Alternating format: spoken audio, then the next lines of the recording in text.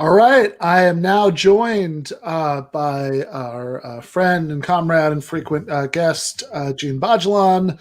I am not joined right this minute by David Slavick, who, I believe, he has a wife and two infant children, and there's an excellent chance that something came up with his family that was more urgent than being on YouTube. I can't imagine what that could be, but I suppose it is theoretically possible that could happen to somebody. But in any case, we are here to continue the Sunday night debate breakdown live streams with where we've been watching and commenting on old debates that are available on YouTube. With Cristopher Hitchens' classic debate about the Iraq War with George Galloway. Before we'll start talking about that in just a minute. Before that, I do want to just set up a few things that are they're coming down the pipe. So tomorrow night, of course, there is the regular Monday night episode of Give Them an Argument, and the main guests on there are going to be Anna Kasparian, who of course people know, and Thaddeus Russell, who is I think an interesting guy. He's a critic of socialism, so I'm of course going to be disagreeing with him, but I think he's an unusually interesting one. He's somebody who's friends with Michael Brooks. And had a relationship there, and he I think is very unlike most critics of socialism in that he knows what he's talking about. And there's also going to be a short pre-recorded conversation that I did as part of that episode with Brian Atinsky, who is a anti-Zionist Israeli leftist who now lives in the United States, U.S.-Israel double citizen, and he has what I think is a very relevant cautionary tale for right now, this week, about something that happened to him years ago in Israel, because after the assassination of Prime Minister Yitzhak Rabin by a right-wing terrorist, there was a big push by a lot of Israeli liberals for broadening the definition of incitement legally to make it easier to go after the various horrible right-wing ghouls who had been engaged in incitement leading up to the assassination of Rabin. And of course, this guy I'm talking to in this interview, Brian Atinsky, is one of the founders of Indie Media Israel. And then of course, these broader laws against incitement were used against him and his friends. So it's something worth thinking about, something worth pushing. Along the same lines, I just recorded the Give Them More bonus episode for this week. The one, by the way, from last week was with Djene here, kind of giving the ABCs of the history and politics of the Kurdish liberation struggle. The one for next week, I interviewed Dasha from Red Scare about her the Red Scare podcast Twitter account being suspended, apparently as collateral damage in the purge of mostly right-wing accounts since the riot, incredibly half-assed insurrection, whatever you want to call that happened last week. The MAGA Hall Putsch, I think we've been calling it. And about broader issues about free speech and, why she's more ambivalent about the left than I am, and, the things that we agree on and the things we disagree on. So that's an interesting conversation that should be coming out on Thursday for patrons.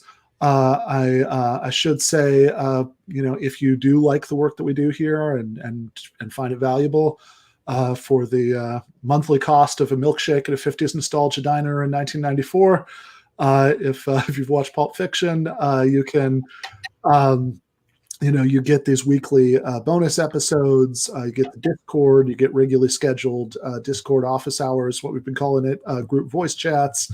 And more to come. More's coming down the pipe. So thus endeth the pitch. But welcome, Djene. Looking forward to this. Hey, thank you so much for hosting me again, Ben.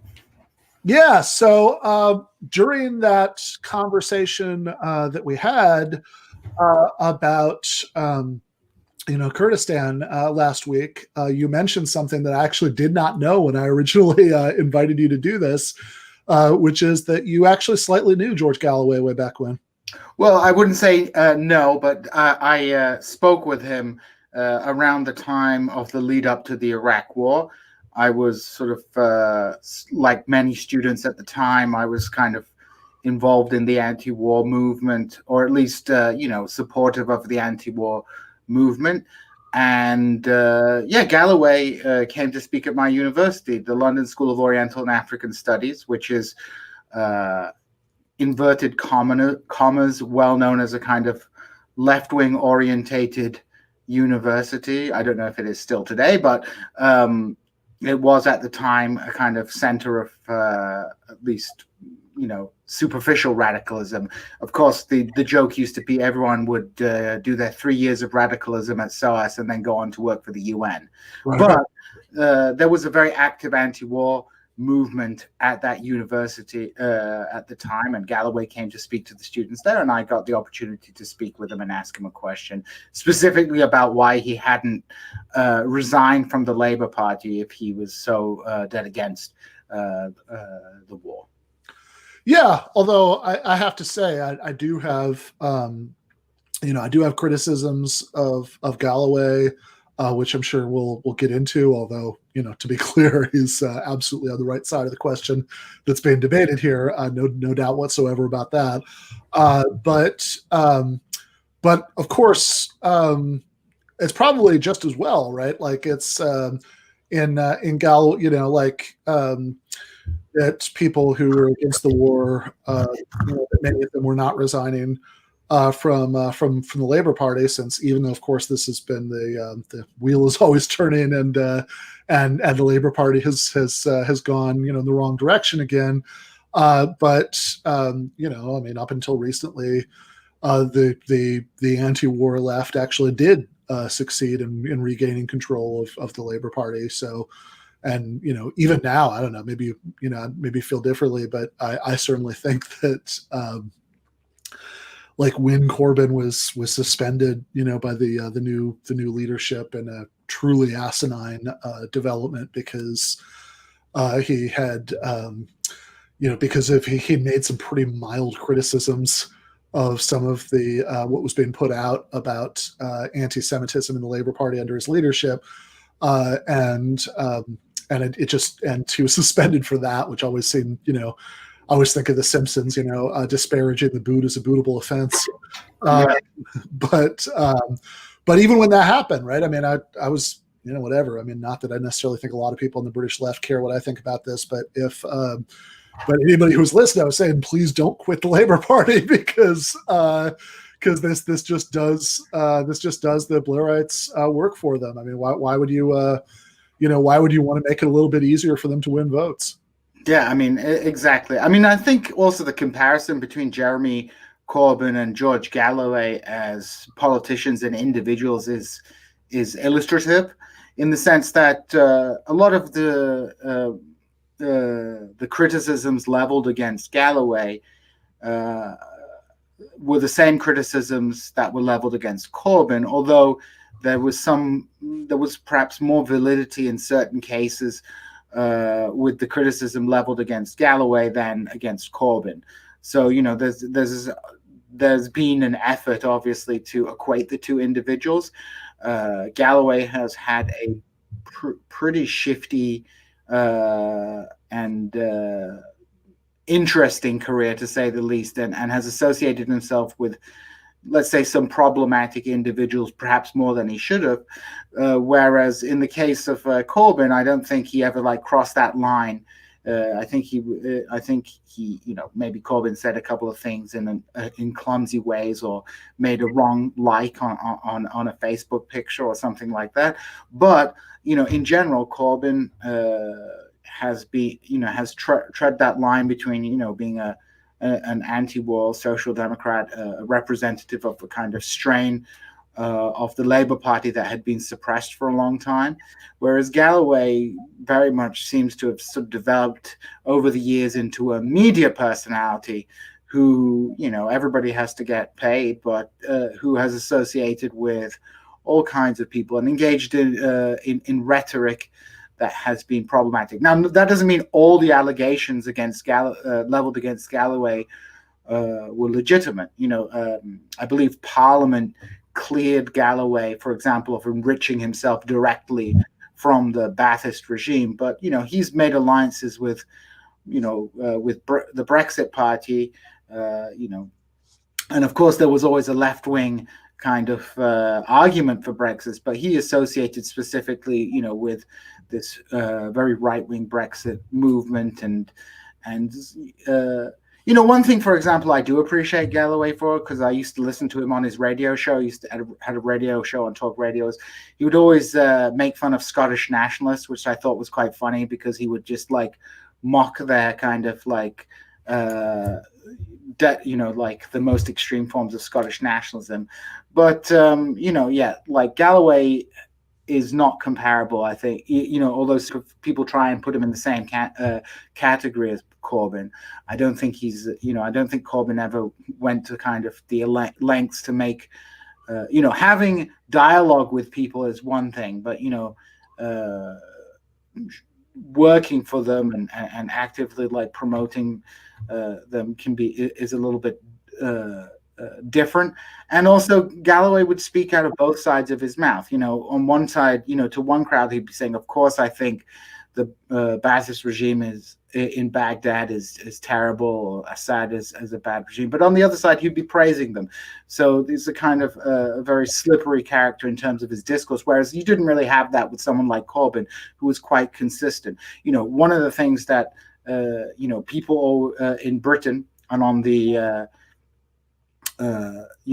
sort of Blairites and further right than that would accuse Corbyn of being obsessed with Israel, and use that as a kind of vehicle to accuse him of anti-Semitism. But Corbyn was involved in many different sort of international struggles over the years, from South Africa and to, for example, Kurdistan, where he was criticizing the Thatcher government for its relations with Saddam Hussein, and was, criticizing the Turkish government for a long time.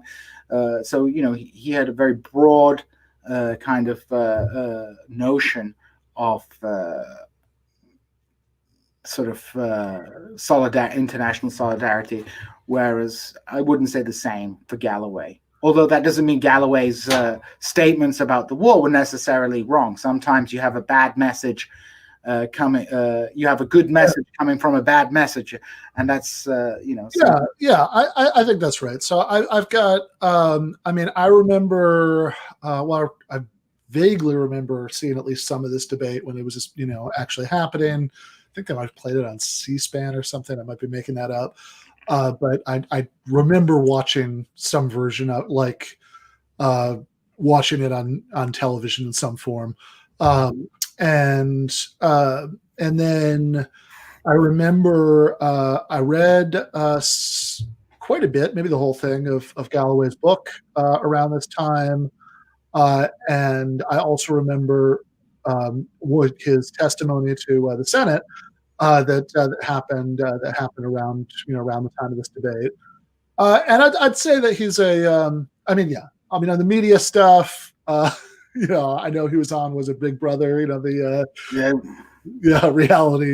show, and he's had a number of TV shows. He has one for RT. He had one for Press TV, the Iranian TV channel. He's done a lot of things. He's a good media person, and he's excellent at rhetoric. He speaks. He has a style. And the Senate testimony that you cited really showed the difference in rhetorical skills between a British parliamentarian and American senators, because he's really quite good with language and things like that. There's no denying he has which is part of the reason this debate with Hitchens is so much fun. Since they're both very good at that, obviously, all else being equal, Christopher Hitchens, was probably better at just debate as public spectacle than almost anybody, was.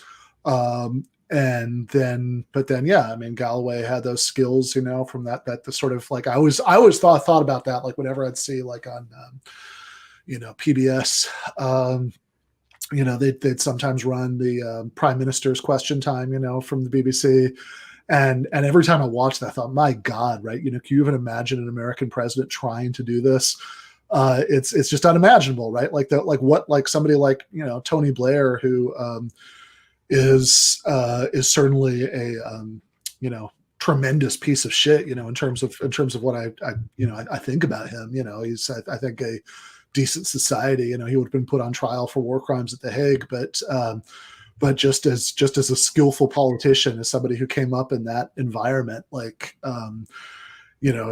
it's impressive on a level, again, very few American politicians could do. I mean, it's like he can handle that like a very good like courtroom lawyer or stand-up comic kind of, that and that's something that parliamentary style really encourages. And I think that given that I do think that, the position that Hitchens had made it to by the last 10 years of his life about the war on terror stuff and the Iraq and Afghanistan wars was, disastrously wrong. So, Galloway certainly has a lot to work with, but also because he is a somewhat flawed messenger of exactly the right message on the war.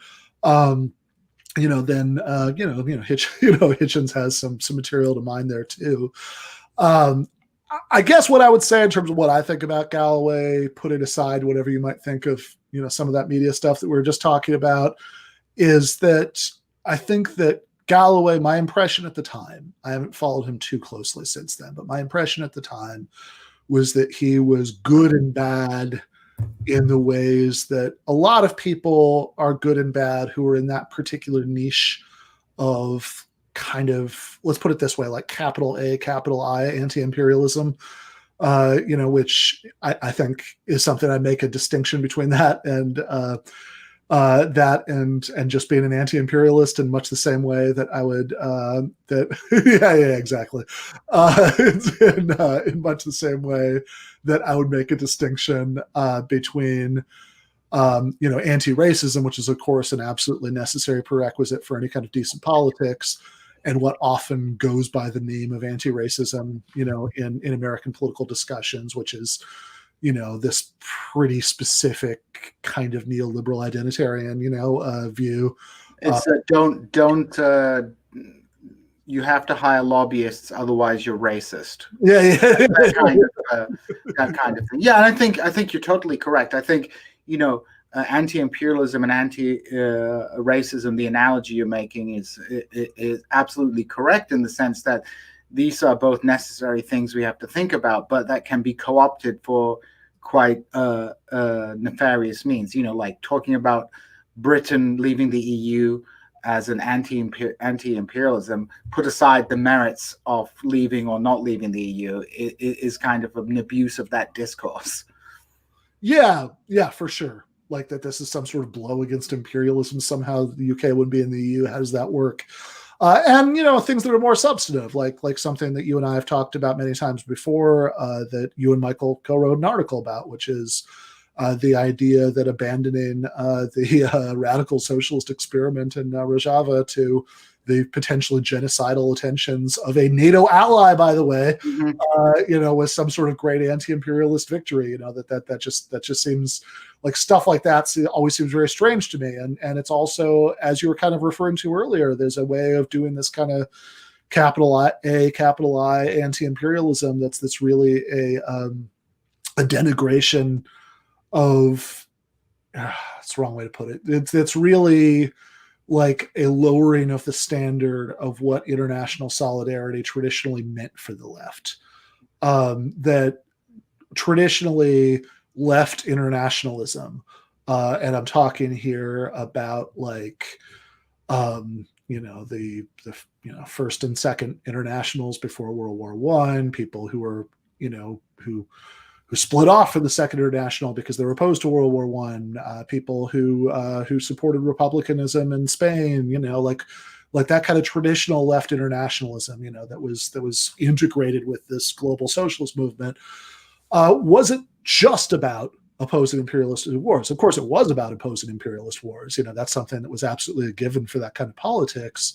But it was about much more than that, right? It was about solidarity with oppressed people around the world, even if the people who were oppressing them weren't necessarily linked to your own government.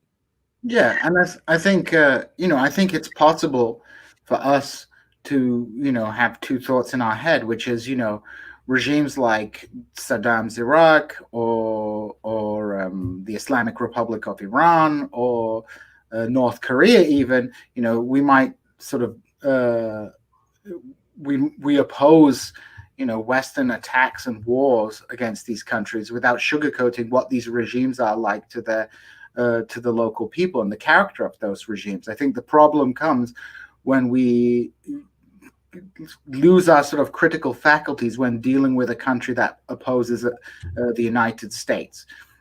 Yeah, exactly, right. So it's not. I mean, look, just to put it kind of crassly and sloganistically, the slogan is not workers of the world unite, except the ones that live in countries that are, that might be rivals of the United States, right?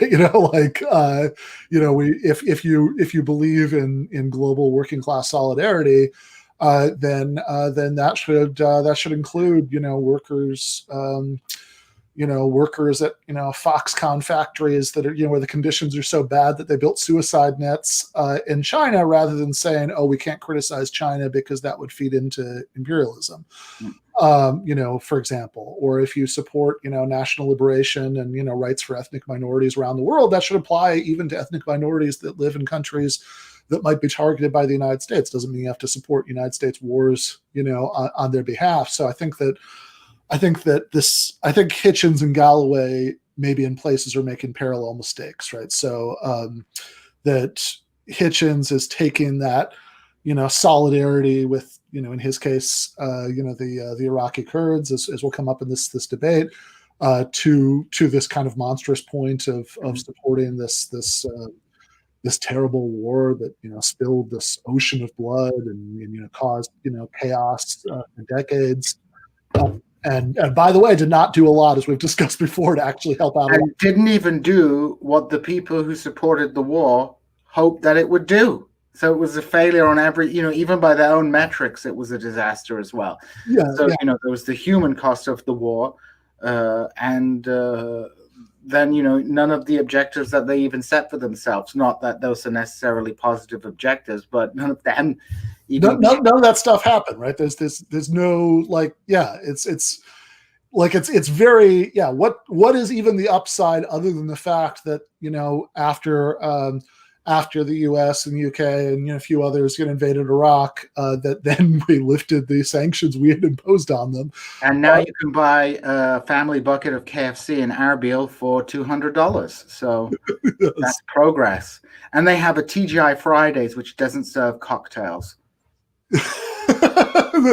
That's so sad. That's such a sad thought. And somebody asked in the chat if the actual Kurds in the region support the war. Well, the leadership did. Yeah, I mean, yes, there was widespread support amongst Kurds for the war, and personally for me, it made it a little bit uncomfortable because my father was going on British TV at the time. Advocating for the war, along with, and I would note, Iraqi Shia exiles as well. Yeah, it's the Iraqi Kurds in 1988 had been subject to a genocidal campaign known as the Anfal campaign, which basically it killed between 100 and 200,000 people and destroyed almost all the villages in Iraqi Kurdistan. So there was an enormous amount of hostility towards the Saddam Hussein regime. So amongst Iraqi Kurds, there was large popular support. Amongst Kurds in other parts of the Middle East, in Iran, there was large support. In Turkey, it was a little bit more complicated, but again, Kurds weren't thinking about the costs of the war. They were thinking about the big enemy of Saddam Hussein being removed. Yeah, right. So, I think that's not uncommon that people who have been, oppressed by some, by some power, are at least initially, willing to welcome, whoever comes in instead. I mean, look, I think the most extreme historical example that I know of is that, after the real horrors that were inflicted on the Ukraine by Stalin in the 30s, there were plenty of Ukrainians who were initially willing to welcome the Nazi invaders. They, I think, pretty quickly, rethought that. In most cases, not all, of course, there were Ukrainian nationalists who continued to support the Nazis. But yeah, I think that you can't. I think it's a Hitchens is making a mistake in one direction by saying, okay, people who've been oppressed by Saddam Hussein, some of them, some of those people are willing to welcome, the invasion, out of desperation. Therefore, the invasion's a good idea and we should support it. And I think Galloway sometimes, makes the opposite mistake, saying it's so important to oppose imperialism that we don't need to tell the truth about these regimes, and we should at least waffle about that, and we can have and we should really like de-emphasize any sort of attention to the plight of these people. And I think that you can. I mean, it's trite to say, but like you really can walk and chew bubblegum on this stuff, right? You really can continue to oppose imperialist wars while also having an honest and nuanced view of the world and all of its horrors. And I would note as well, with the specific case of Iraq, this was a regime that was being backed by the United States right up to the first Gulf War.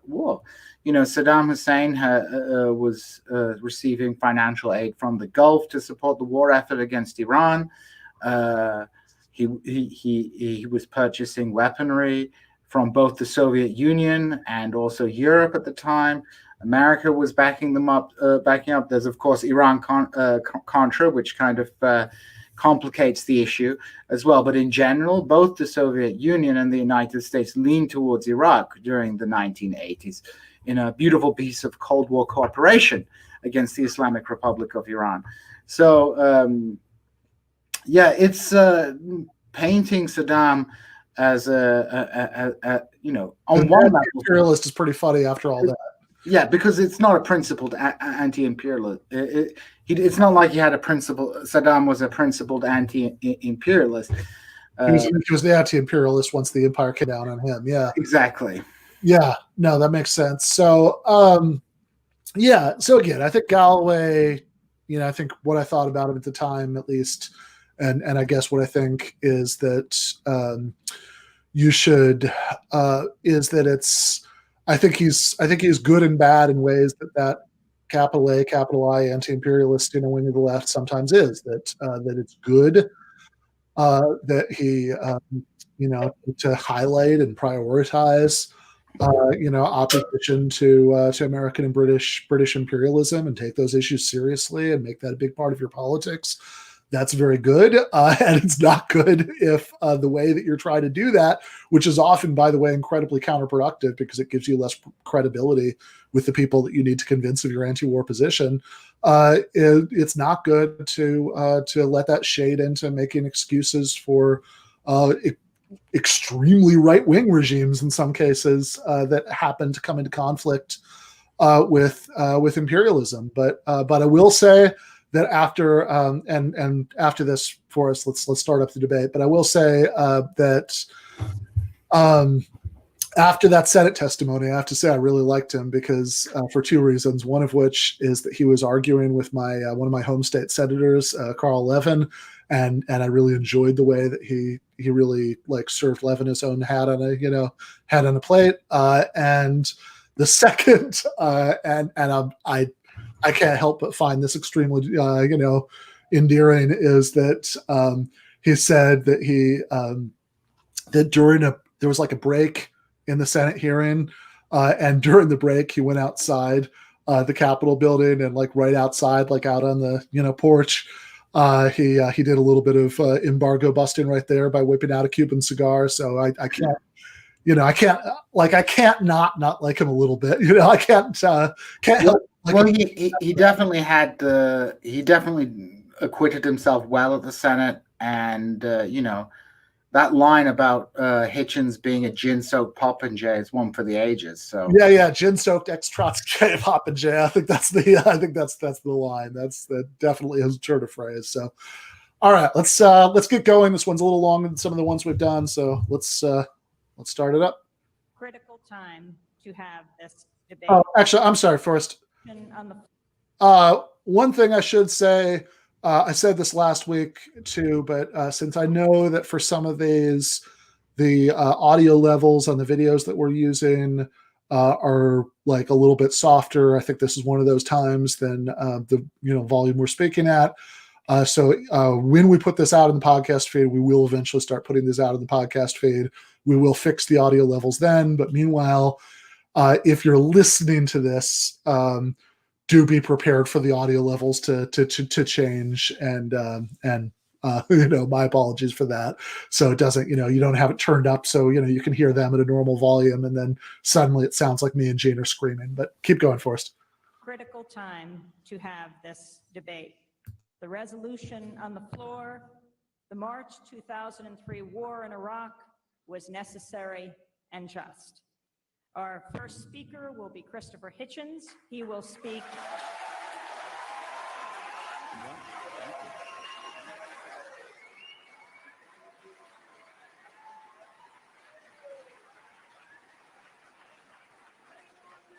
He will speak for 15 minutes. George Galloway will then have 15 minutes to respond.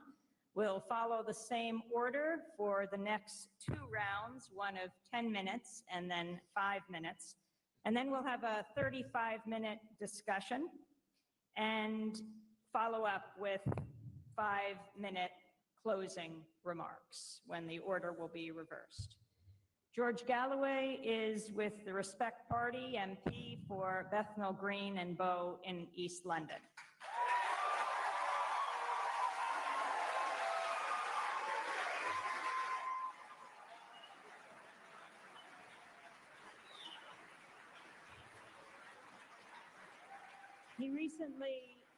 He recently testified before the Senate Permanent Subcommittee on Investigations hearing on May 17th.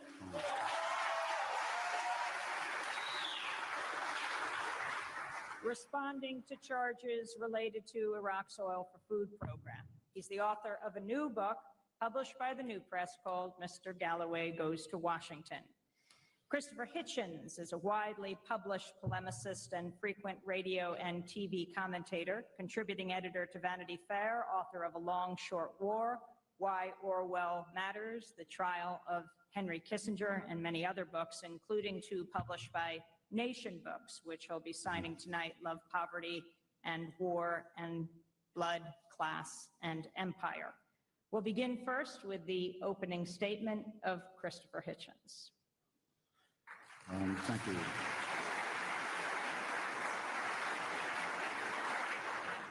Thank you very much, Amy.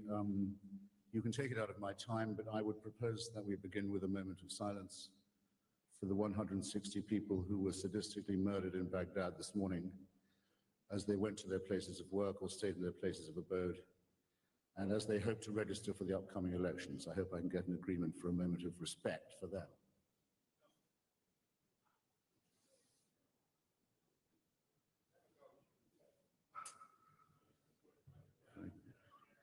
Very good, and I thought those comments were also very worth the hearing. I'm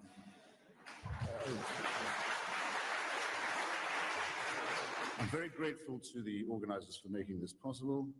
I consider it a great distinction to stand on the podium at Baruch College, named for the great Bernard Baruch, who first in 1946 proposed that weapons of mass destruction be placed under international inspection and control.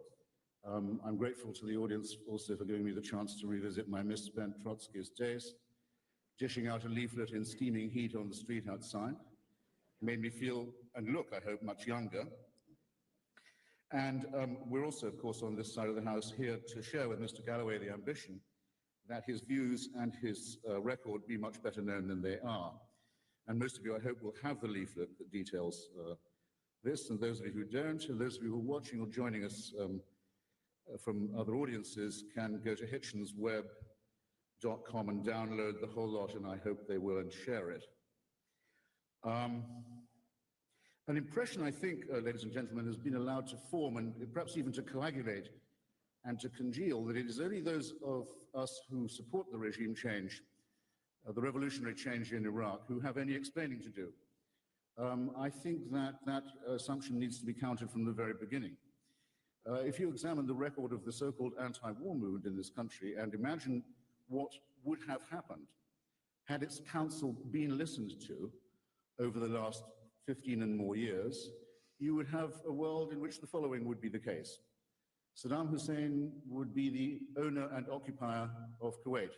He would have succeeded in the annexation, not merely the invasion, but the abolition of an Arab and Muslim state that was a member of the Arab League and of the United Nations. And with these resources, as we now know, because he lost that war, he was attempting to equip himself with the most terrifying arsenal that it was possible for him to lay his hands on. That's one consequence of anti-war politics. That's what would have happened. In the meanwhile, Slobodan Milosevic would have made Bosnia part of a greater Serbia, and Kosovo would have been ethnically cleansed and also annexed. The Taliban would be still in power in Afghanistan if the anti-war movement had been listened to, and Al-Qaeda would still be their guests. And Saddam Hussein, with his crime family, would still be privately holding ownership over a terrorized people in a state that's been most aptly described as a concentration camp above ground and a mass grave underneath it. Now, if I had that record politically, I would be extremely modest.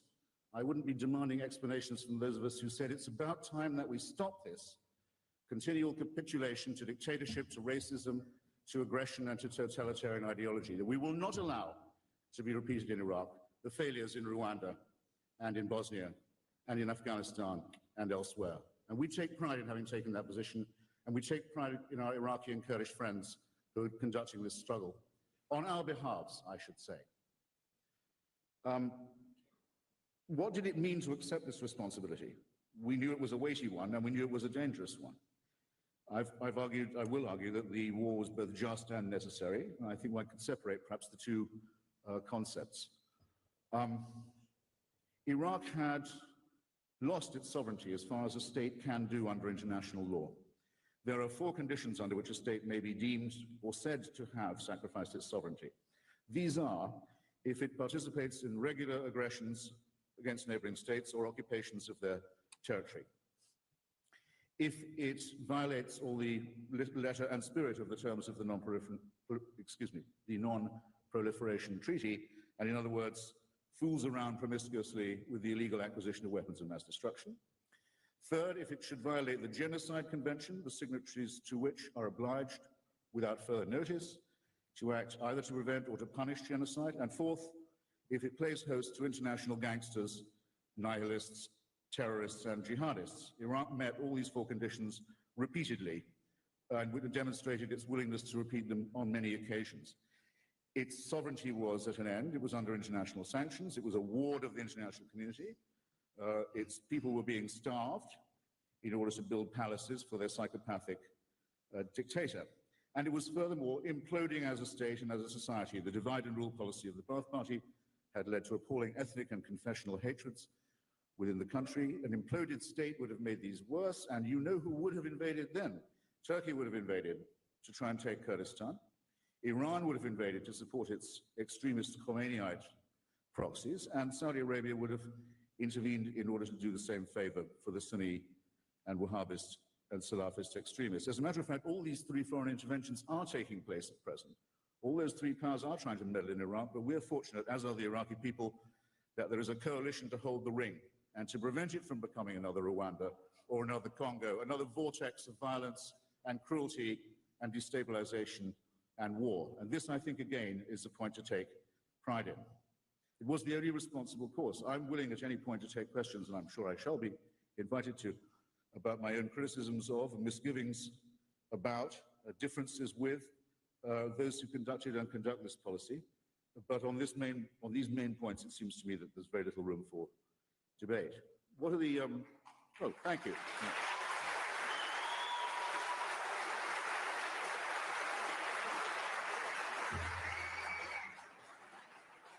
Now, we know, and we make no secret of the extraordinary difficulties that have attended this I think, very noble and a risky and worthwhile enterprise.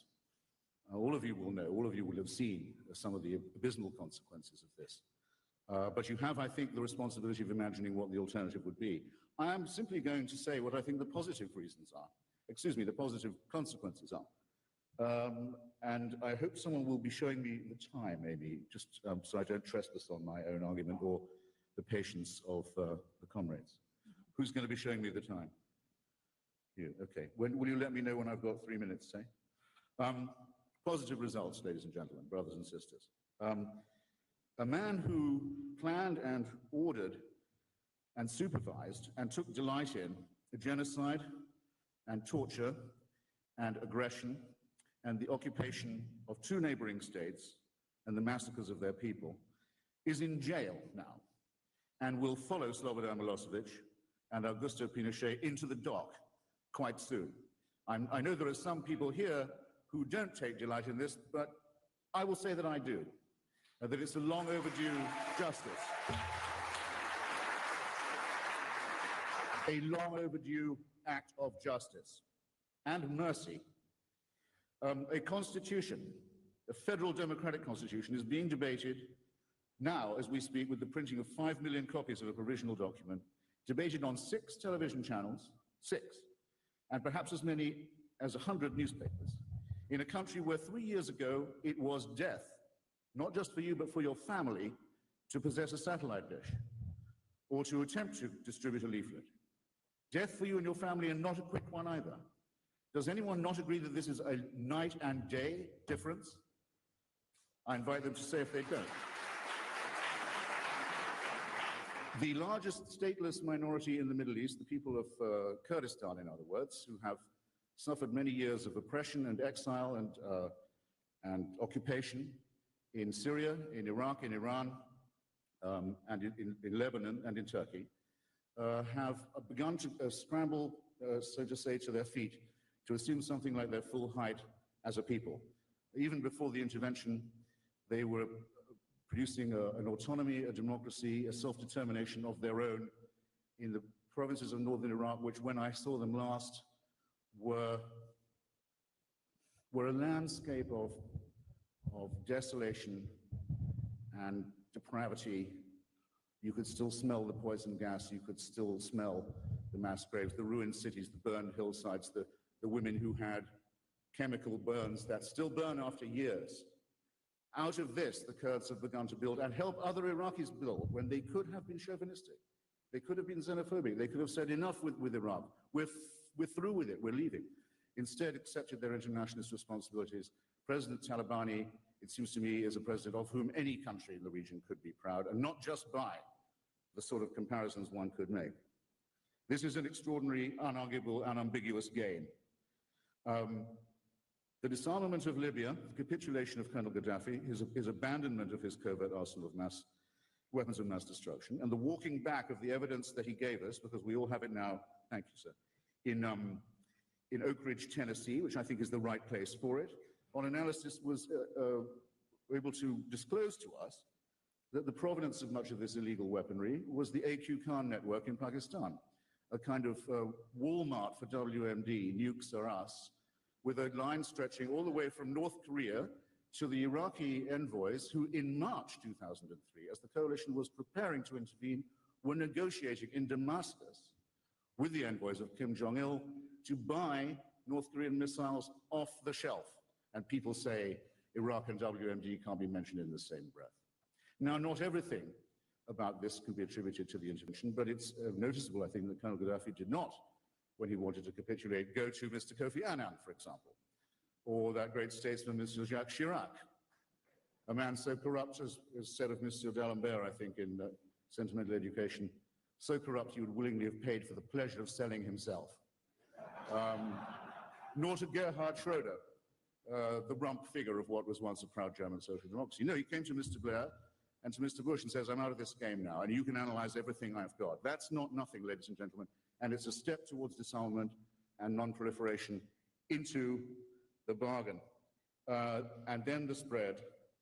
no less important, of the democratic impulse within the region. Not only is this being spread by the vector of the Kurdish people and their revolution, because as you will be readily able to find if you haven't read of it already, there have been demonstrations in Kamishli, the Kurdish main city in northern Syria, among the oppressed Kurds who suffer under the ossified theocracy of Iran, and of course in Turkey as well, to pick up the message that yes, liberation is at hand. These demonstrations broke out on the day that President Talabani was sworn in as president of Iraq. There's an unmistakable connection between them. We who have been friends of the Kurds are very proud of their achievement, and we intend to stand by them no matter what.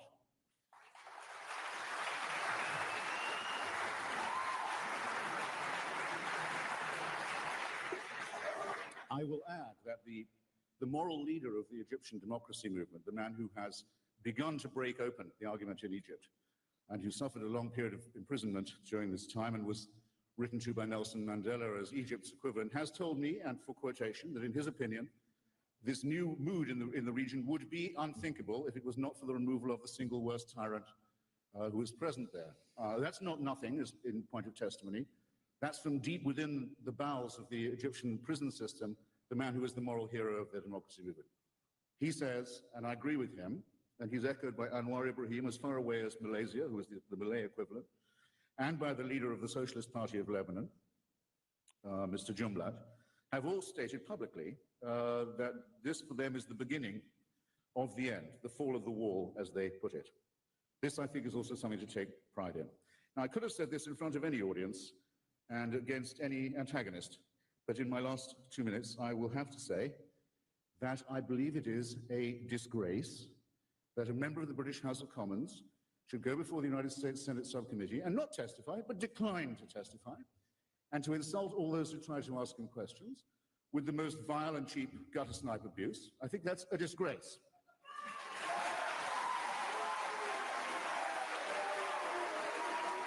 And I've got 1 minute. I've got 1 minute. And it is worse than a disgrace.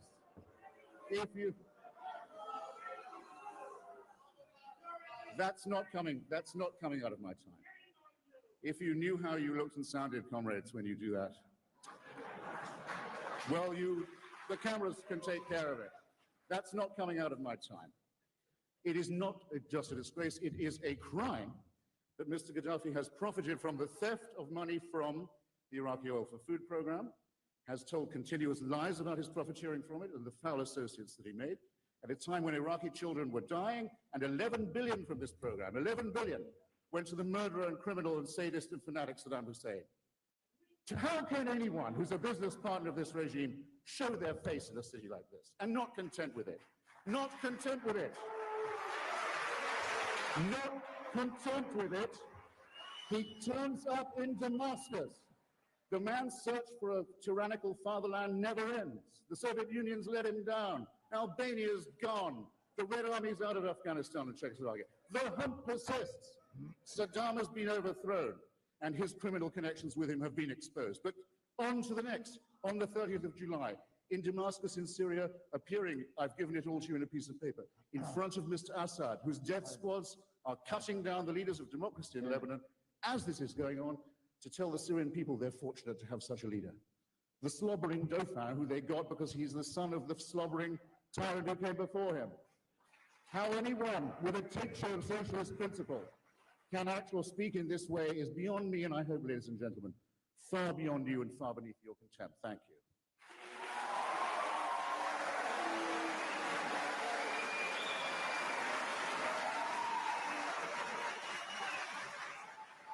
All right. Let's so I actually took a few notes here because there were things I definitely wanted to remember for later on. I think that there's one obvious point about Hitchens' opening statement. This is something I won't belabor too long here because anybody who watched the one we did on the Hitchens versus Hitchens debate, that the same exact point came up there. But one is his list of the things that you can do to lose sovereignty. There was aggression against other states. There was There was violating non-proliferation. There was genocide. There was harboring terrorists, and of course the non-proliferation part. I was about to say turned out to be largely nonsense, but already here I think Hitchens believed what he needed to believe to maintain his position by 2005. But even by 2005, he should have known better. And certainly, I mean, okay, let's see. Genocide. I think in the same sense that you can call the chemical attacks on Iraqi Kurds, genocidal. I think that you can call the carpet bombing of Vietnam, napalming, what the Pentagon actually called ecocide, and the mass murder there. I think you could call genocidal. As far as harboring terrorists, the United States certainly harbors tons of terrorists in Miami who have carried out bombings and assassinations in Cuba, and that's just one example. There are other examples, and not to mention our failure to turn over the likes of one of Christopher Hitchens' favorite targets, Henry Kissinger, to justice. And aggression against other states. I mean, my God, right? I mean, that one kind of doesn't need to be spelled out. So I think it is an interesting question whether, by Hitchens' argument, the United States has lost its sovereignty and would be fair game for invasion. But the other thing that really hit me about this is that that he was listing off all the terrible things that might happen in Iraq if the United States hadn't invaded. And certainly looking back at that with the benefit of 2020 from here in 2021, seems to me that almost all of those things have happened. Yeah, I mean, Iran has a deep amount of controllers and is embedded in the Iraqi political system and military system. These fanatics of the Ayatollahs, many of them are now, in the Iraqi government. And Turkey, Turkey has been launching operations periodically, but just recently it launched Operation Eagle Claw and is establishing new military bases across the Kurdish provinces of Iraq. So, this was something that came up last time. Every single sort of justification he gives about what would happen if Saddam Hussein was left in power ring hollow. And, what I would add to that is the, Iraq may well have degenerated into civil war, and it may have been bloody, but it would have done that without the United States' intervention. We saw these regimes collapse anyway, in the Arab Spring. Many of them collapsed, and, Syria is still in civil war. There was an attempted revolution in Egypt, and, you had Yemen. All these places had uprisings. Yeah, and what Hitchens says, it would have been like Rwanda, with a terrible ethnic civil war. It's like, well, of course, that's exactly what happened. We just also had an invasion. Yeah, we also had an invasion, and and a whole load of heavy munitions were dropped on the country by the Americans. American weapons were poured into the country. ISIS was able to prosper because they stole weaponry from a corrupt Iraqi army division in Mosul when they took that city in 2014. And just a year after Hitchens is speaking here, you have some of the worst ethnic cleansing that takes place. My family, many of whom lived in Baghdad, moved to the Kurdish region because of the violence and instability. Not all of them, but some of them moved to the region. So you had this kind of all these sort of counterfactuals that were being offered happened anyway, except a bunch of Americans died, a lot of weaponry was spent, and also the American Treasury was kicked open and raided by a whole bunch of American military firms. So, Yeah, right. I think that honestly, I mean, in fact, even by 2005, I mean, he's, I mean, Hitchens is repeating his arguments from 2003 with, great force, which is, of course, one of the things he was really good at. But some of these counterfactual predictions about, Iraq without an invasion had already started to happen in Iraq with the invasion, and the mass bombing and everything that went with that. There had already been, like quite a bit of ethnic warfare, inside of Iraq, by 2005. So this, I think, which really shows like the hollowness of this case for the war, because it's essentially it's based on the idea that the American military going into Iraq would have the effect of just like flipping a switch such that now Iraq was going to be a nice, stable, secular democracy. And that was always, and if you believe that, right, then I can kind of understand how you worked out there. But if you believed, on the other hand, that most human beings are going to actively resent the hell out of having another country's boot on their neck, then it just seemed like, why was it ever going to play out that way? Well, I think something I would note on that is that the initial war, just like when Germany rolled into Ukraine, many Shias in Iraq welcomed the Americans as well. But very quickly, this the relief of getting rid of Saddam Hussein, because it's important to remember, after 1991, hundreds of thousands of Shias were killed. This affected many people in the country. No, people didn't have a great love for Saddam Hussein, but the way the Americans managed the war and the post-war reconstruction. And let me point out, it wasn't that the Americans could have done better. They were predestined to behave the way they were because of their ideological and economic interests. Just as you could play a silly counterfactual where the Germans invade the Soviet Union and liberate the Ukrainians and consolidate their rule, but that would not happen because of the ideological orientation that brought about the war in the first place.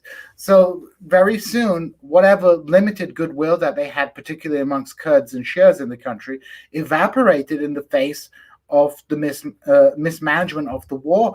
And some of the most damaging stuff didn't even come from the U.S. military. It came from these mercenary forces that they brought in to the country that were completely unaccountable. The U.S. military, I think, has had quite strict rules of engagement, but these mercenary forces that were brought from people who had been discharged from the U.S. military, South Africans, Europeans, people from all over the world.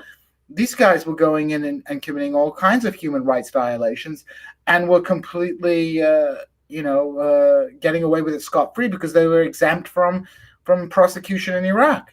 It was no accident that these Blackwater guys were prosecuted in America. So.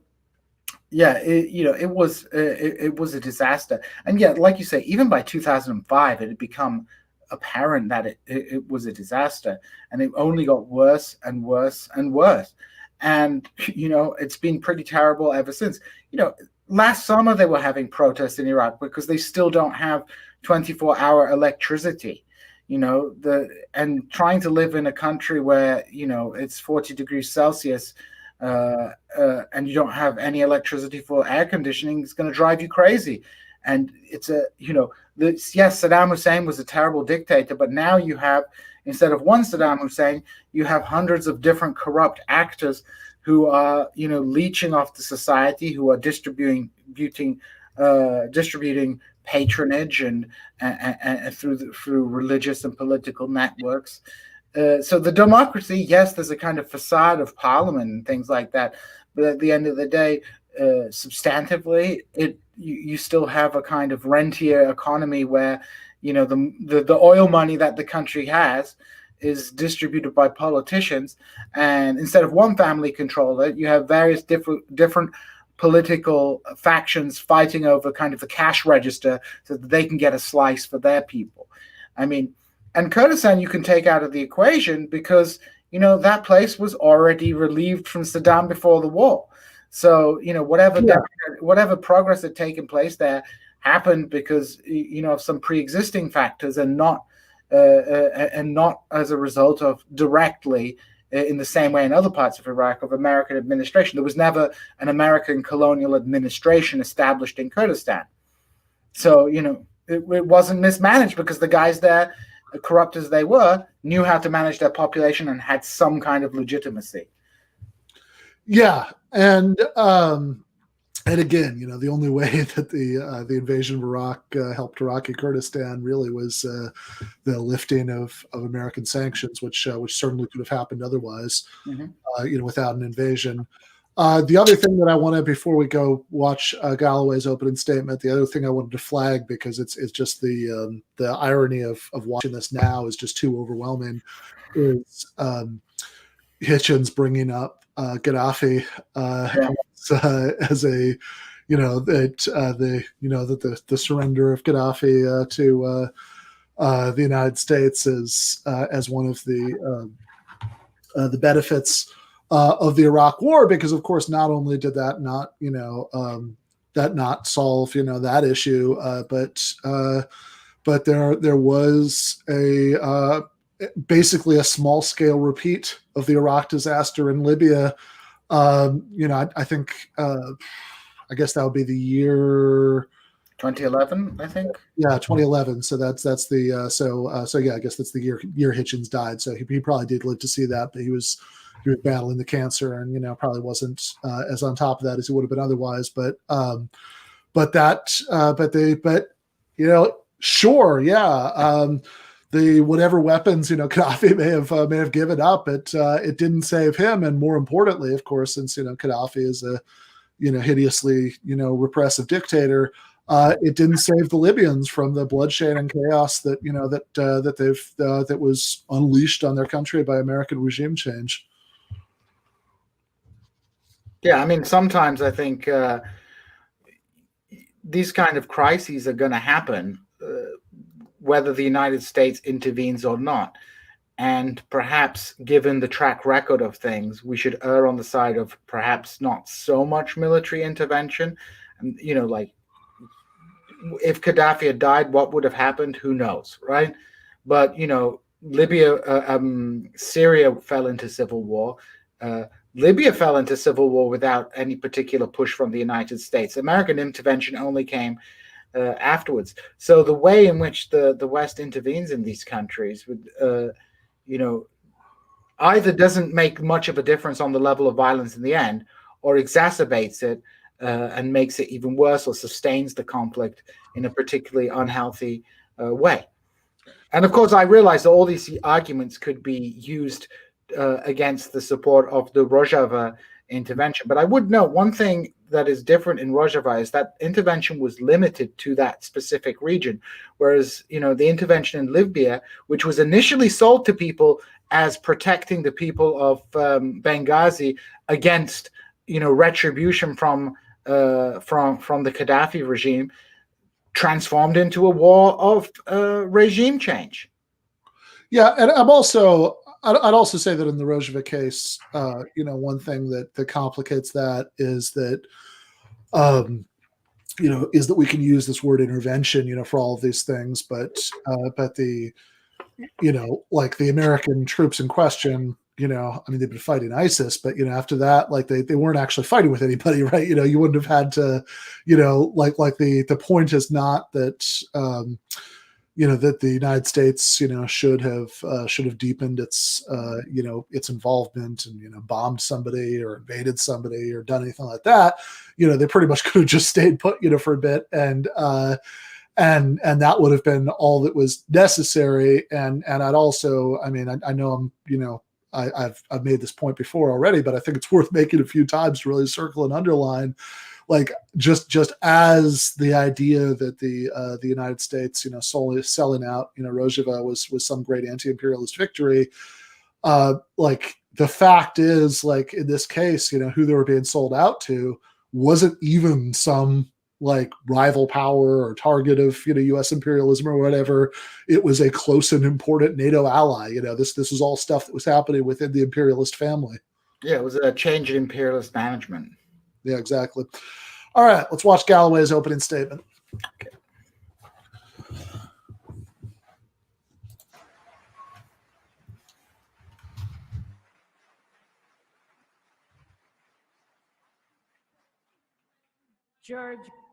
George Galloway, your response. Well, Chair, ladies and gentlemen, slobbering was the note that Mr. Hitchens chose to end on. I'm not sure that was wise. Bring it on. But I want to begin by praising Mr. Hitchens. In Dundee, my home city, at the annual delegate meeting of the National Union of Journalists 25 years ago, the same Mr. Hitchens made a speech in which he praised me and the City Council for what he described as its brave act of twinning the city of Dundee with the Palestinian city of Nablus. He said... No. Must have been someone else. He said that it was, I didn't interrupt you, so perhaps you'll not slobber over my remarks.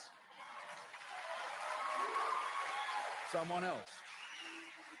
You see, it was very important, Mr. Hitchens' support for the Palestinian people, and it was not easy in 1980. Only a few years before, the Palestinian resistance had seized the Israeli Olympic Games team in Munich and had committed what most people in the world described as an act of terror. Mr. Hitchens' courageous stand with groups like the Popular Front for the Liberation of Palestine, the hijackers of an aircraft, the carrying out of many a military operation, was very significant because it was very rare. Equally, I want to thank Mr. Hitchens for the brave stand that he made against the war on Iraq in 1991. I want to say, and I've never had the chance to thank him for this, one of the magic moments of that great era was Cristopher Hitchens on television with the gun nut Charlton Heston. When Heston was fulminating, desperate to get in there, desperate to attack, Hitchens told him to keep his wig on, and then he asked him, magically, to name 4 countries with a border with the country he was so keen to invade. And Heston, of course, could name none. That was important because it was very difficult to oppose the war against Iraq in 1991. After all, it was ruled by somebody called Saddam Hussein. It was governed by the Ba'ath Party, who continued to govern it thereafter. It was only 3 years since those chemical weapons that Mr. Hitchens could still smell when he was last there had been launched against the Kurdish people whom he will never leave alone. Only 3 years before Halabja had taken place. And of course, perhaps most significantly of all, it was difficult to oppose that attack on Iraq in 1991 because Iraq had invaded and abolished, to quote him a few minutes ago, a member state of the Arab League of the United Nations, a Muslim Arab country. Notwithstanding all of these things, Mr. Hitchens bravely, fanatically, you may say, stood against the idea of President George Bush invading Iraq in 1991. What you have witnessed since is something unique in natural history. The first ever metamorphosis from a butterfly back into a slug. Not bad. And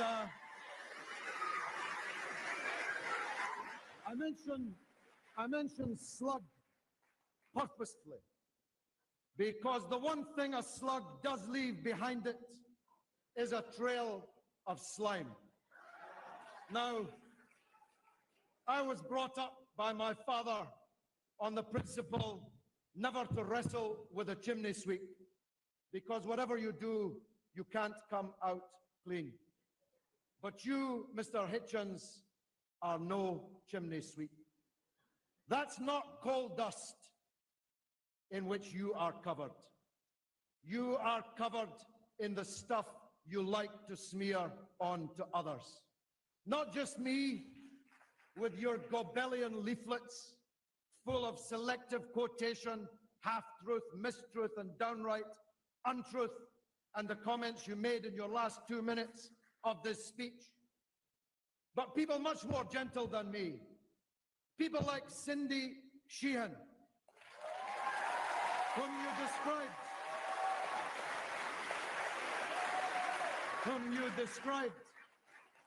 you described as a sob sister, as a flake, as a Larouche, a woman who gave the life of her son for the war that you have come here to glory in. People like Mr. Hitchens are ready to fight to the last drop of other people's blood, and it's utterly contemptible, utterly and completely contemptible. Now,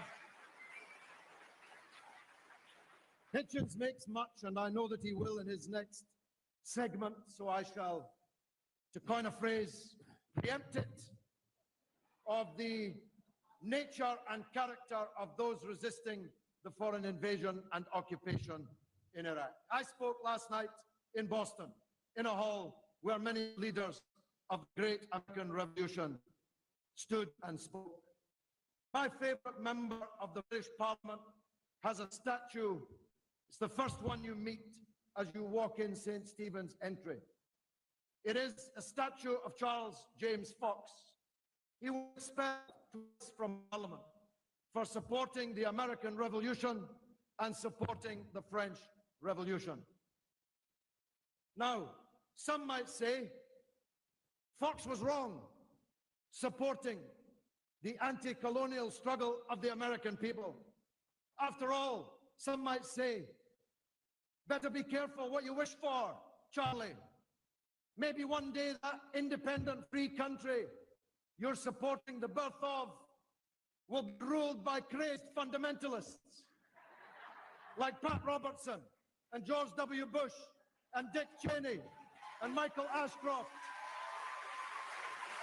They might have said, be careful, Charlie. If this country becomes free, it might one day not even be able to pick up the dead bodies in one of its most important cities a week after they've lain there, such is the malevolence and incompetence of the government which will rule it. But Fox would have said no. Fox would have said no. He would have said the American people have a right to be free.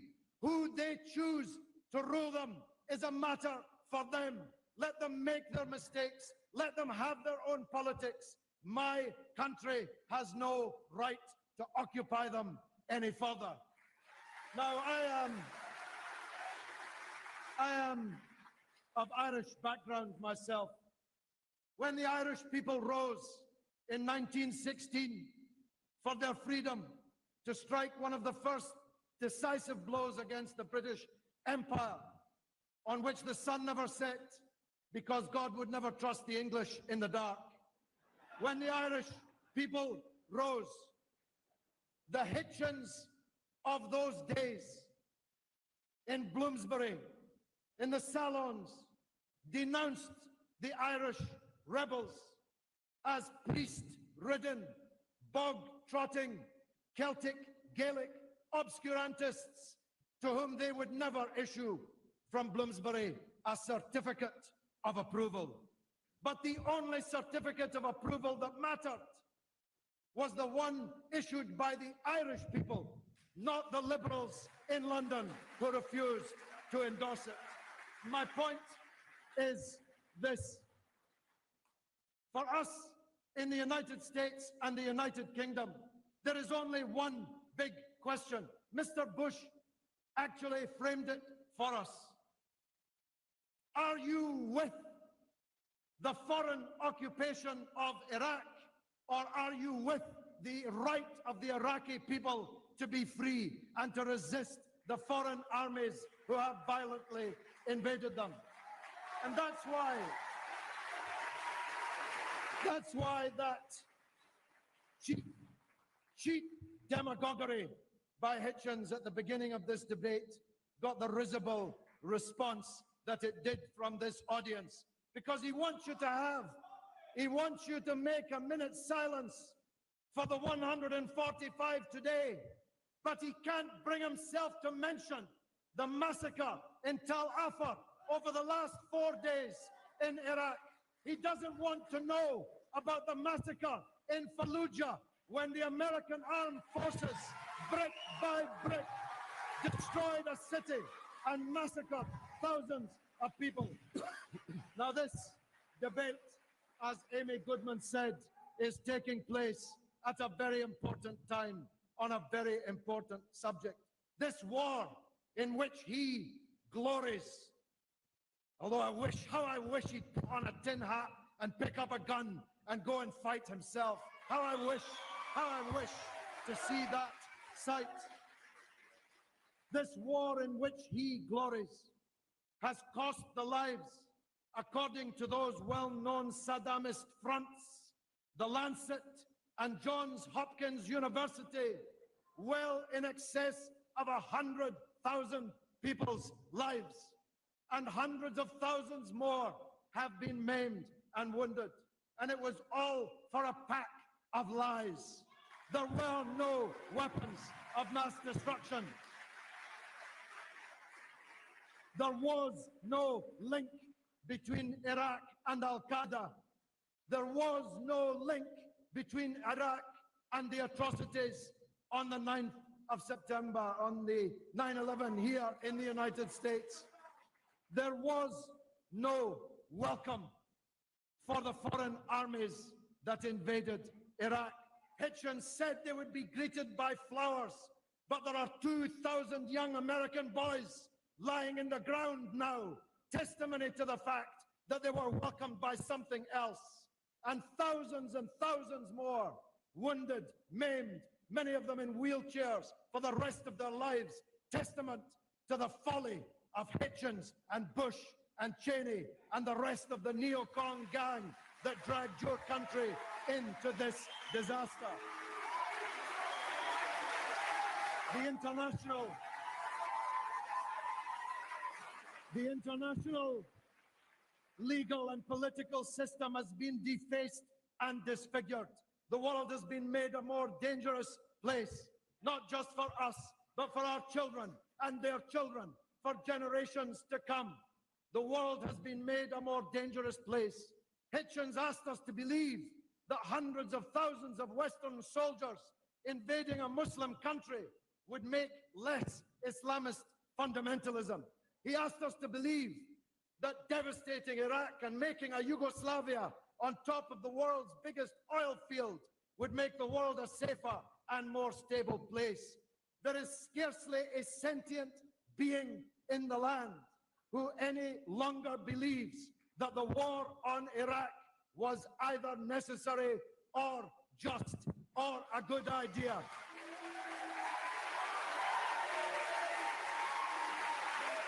Now,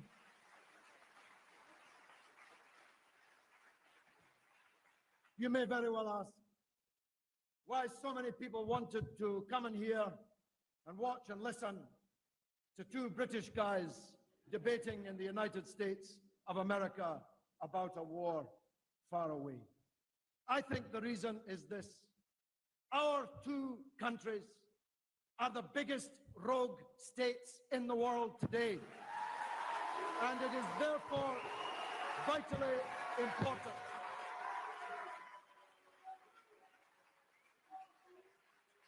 It is therefore vitally important that those who oppose the crimes of our governments on both sides of the Atlantic link hands, link arms, stand shoulder to shoulder until we've rid the world of George W. Bush and Anthony Blair once and for all. Thank you very much.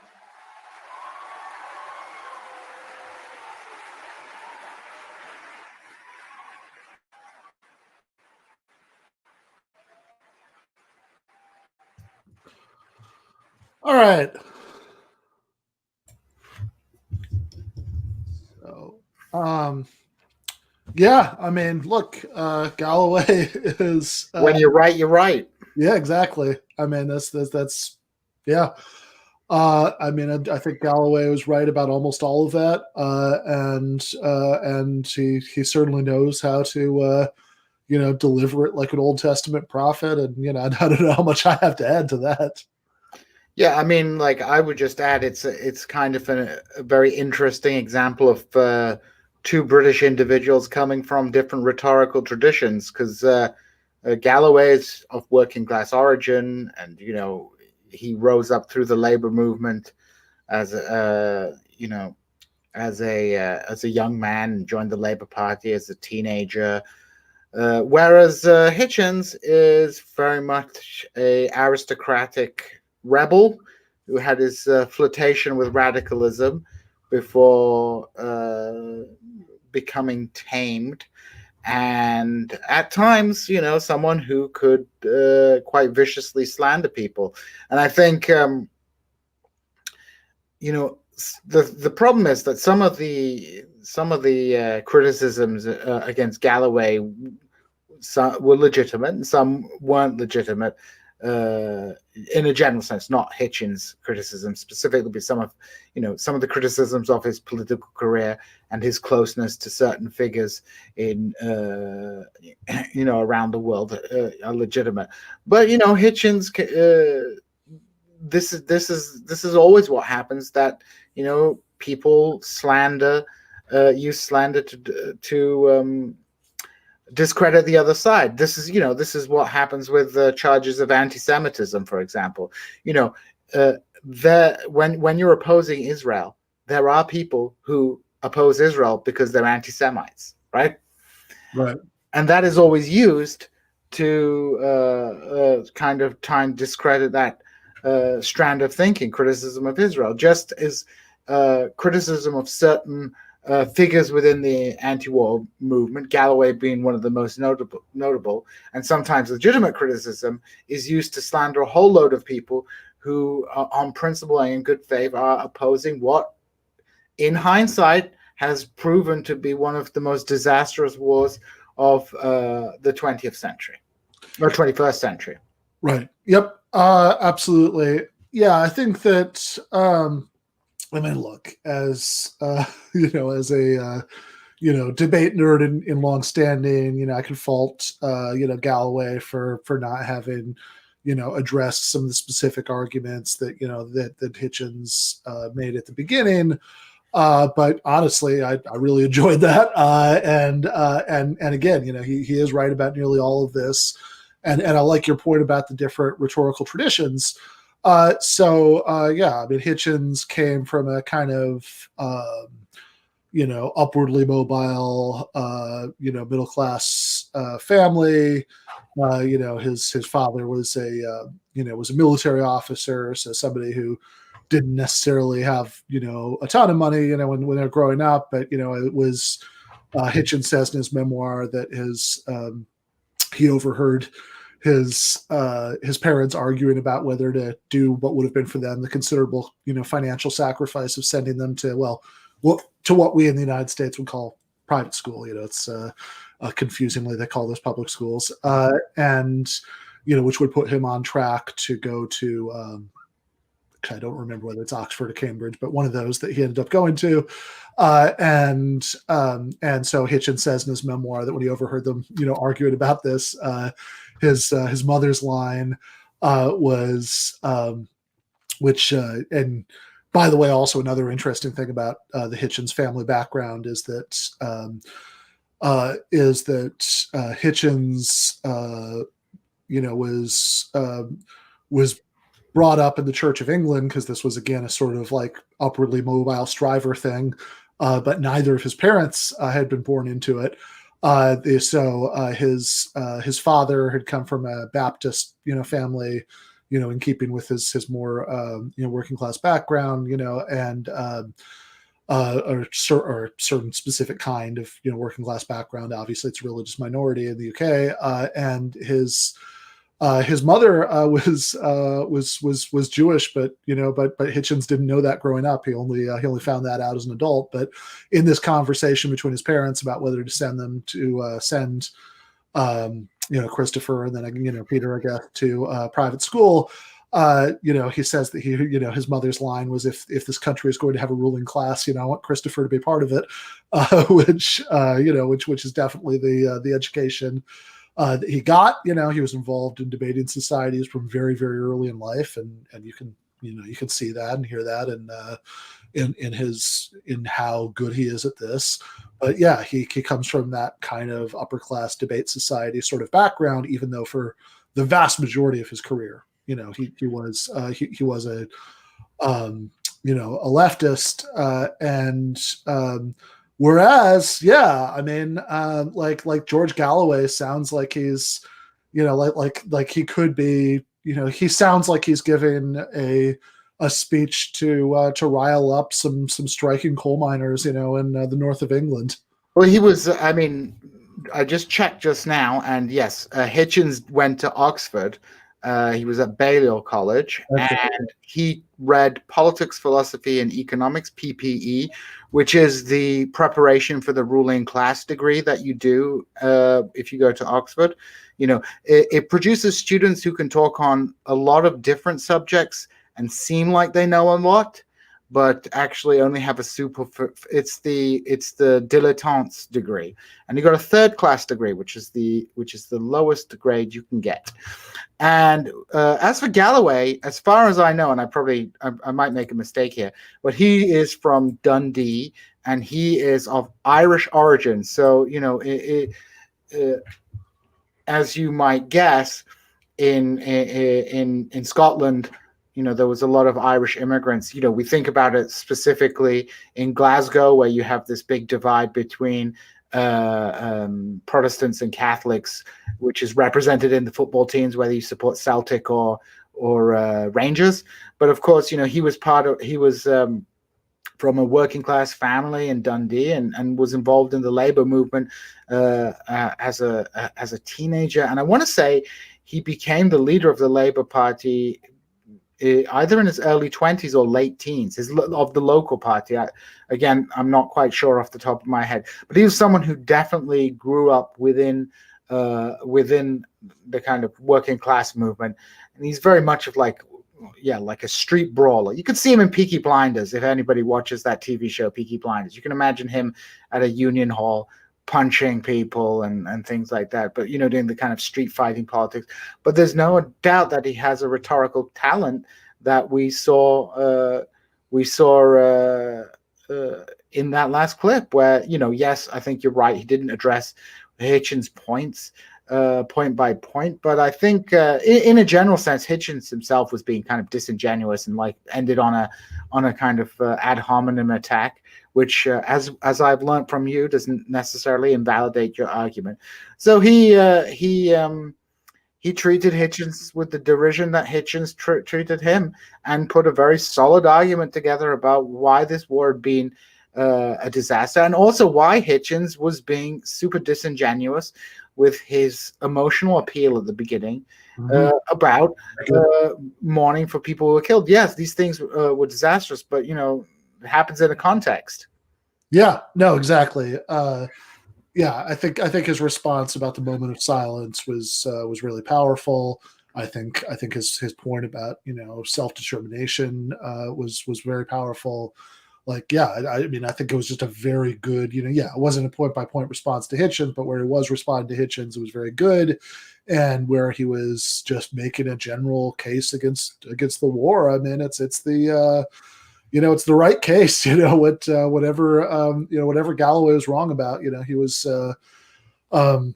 Yeah, he was certainly right about this. I should say, by the way, that I should have remembered that Hitchens went to Oxford rather than Cambridge, because one of the details that I remember, because of course Bill Clinton famously went to Oxford as a Rhodes Scholar, a Rhodesy. Yeah, and one of the details I remembered from Hitchens' memoir is that he said that he can confirm that Bill Clinton was actually telling the truth when he said that he did not inhale, because he said in his experience Clinton preferred edibles. Oh, cold. Well, you do meet those kind of people, like very ambitious people who, as long as it's not in America, nobody sees. Yeah. Somebody said in the chat that Galloway ripping into Rangers supporters in his on his talk radio show is gold, and that I can attest to that. He's really good at talk radio. And the sad thing is, it's sad that we don't have so many people on the left with the rhetorical skill of George Galloway to do something like talk radio. He really is fantastic at it. I have to. And somebody also said that David Bowie fought with people at his primary school as well, which is probably true as well. Yeah. We're actually, there's actually going to be a Bowie episode at some point, because we like to do the music stuff, and our graphic designer Andy knows some people who are around the right music scene way back when. But let's. My mum treated when she was a nurse. She treated a member of the Spiders from Mars. Nice. And they didn't like Bowie because he dumped him. Yeah, fair enough. I will actually say that is the Ziggy Stardust era Bowie is definitely my favorite Bowie. But then again, I tend to be a cheesy classic rock guy. So let's watch the next round of statements.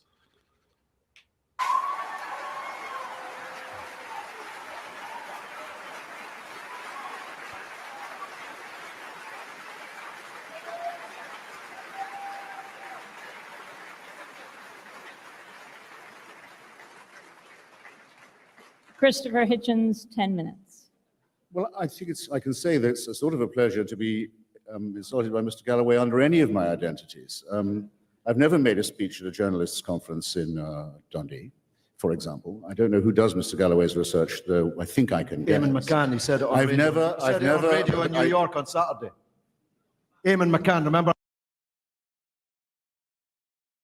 him? I remember Eamon McCann very well. By the way, he gives me the opportunity to say that I've been a lifelong supporter of the reunification of Ireland, and with Edward Said in the early years of the Intifada, as early as '86, published a book which you can still get from New Left Books, Versa, called Blaming the Victims, about the struggle for the full establishment of Palestinian rights.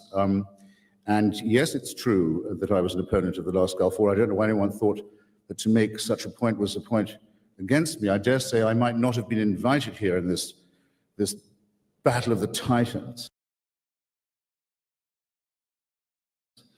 if it wasn't tolerably well known that I think I was probably mistaken on that occasion. If you can assimilate a point as simple as that, ladies and gentlemen, which I dare say you can, for I shan't insult you, then I think you'll have to notice something about what Mr. Galloway just said, and the rhetorical, I won't say trick, I would say squalid maneuver that underlies it. To hear him speak, you would think, would you not, that he was a pacifist, that he defines himself as anti-war. Now, how can this be said in good conscience by someone who has just, standing by the side of the dictator of Syria,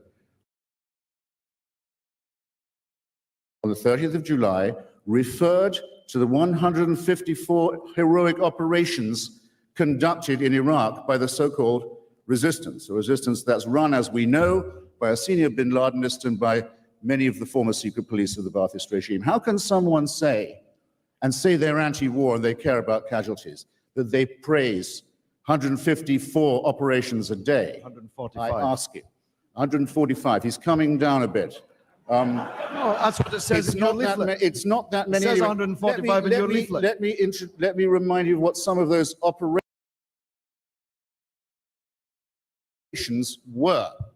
The blowing up by military-grade explosives of the headquarters of the United Nations in Baghdad a few months after the intervention, as it was being tenanted by Sergio de Mello, one of the great international civil servants of our time, who was fresh from, Amy knows more about this than I, but fresh from his role in the very belated supervision of the independence of East Timor from Indonesia and the holding of a free election in East Timor. And the jihadists who murdered him put out a communique saying, "We have today put an end to the life of this disgusting man because he freed Timor from Muslim Holy Land in Indonesia." These people are not pacifists, ladies and gentlemen, nor are they anti-imperialists. If you haven't noticed, they call for the restoration of a lost empire, the caliphate, and the imposition of Sharia law on all non-believers within its borders. That's not pacifism. That's not anti-imperialism. And to praise the people who do this,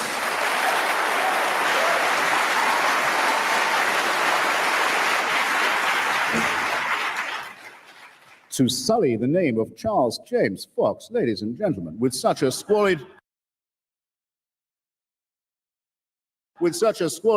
enterprise of brigandage and conquest is truly revolting. It's almost as funny as Michael Moore saying that the Zarqawiyite resistance in Iraq is for him the same as the Minutemen of the American Revolution. There comes a point, and I think it's come by now, where what people say is self-discrediting, requires no more comment from me. Some of this is funny, okay? Some of it simply shows that the people on the other side of this house are not serious. The cheap laugh and the easy joke will do for them. Of course it's funny that the authoress of the vagina monologue puts Mr. Galloway on the campaign trail with Jane Fonda. Who can't laugh at that? I know a number of women who can't wait, people who used to know Mr. Galloway, to hear a woman talk back to him in any way at all. But the seriousness of it can't be concealed. Now, among the people killed these horrific operations in Iraq, some of them run from Syria and paid for by the human toothbrush and slobbering Dauphin Assad, Mr. Galloway's new pal. Among the victims of these operations was specialist Casey Sheehan,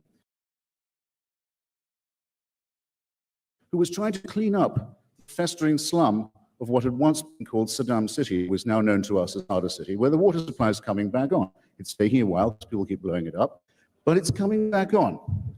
Now, I put a simple moral proposition to you and see if I've phrased it aright. Is it not rather revolting to appear in Damascus by the side of Assad and to praise the people who killed Casey Sheehan, and then to come to America and appeal to the emotions of his mother?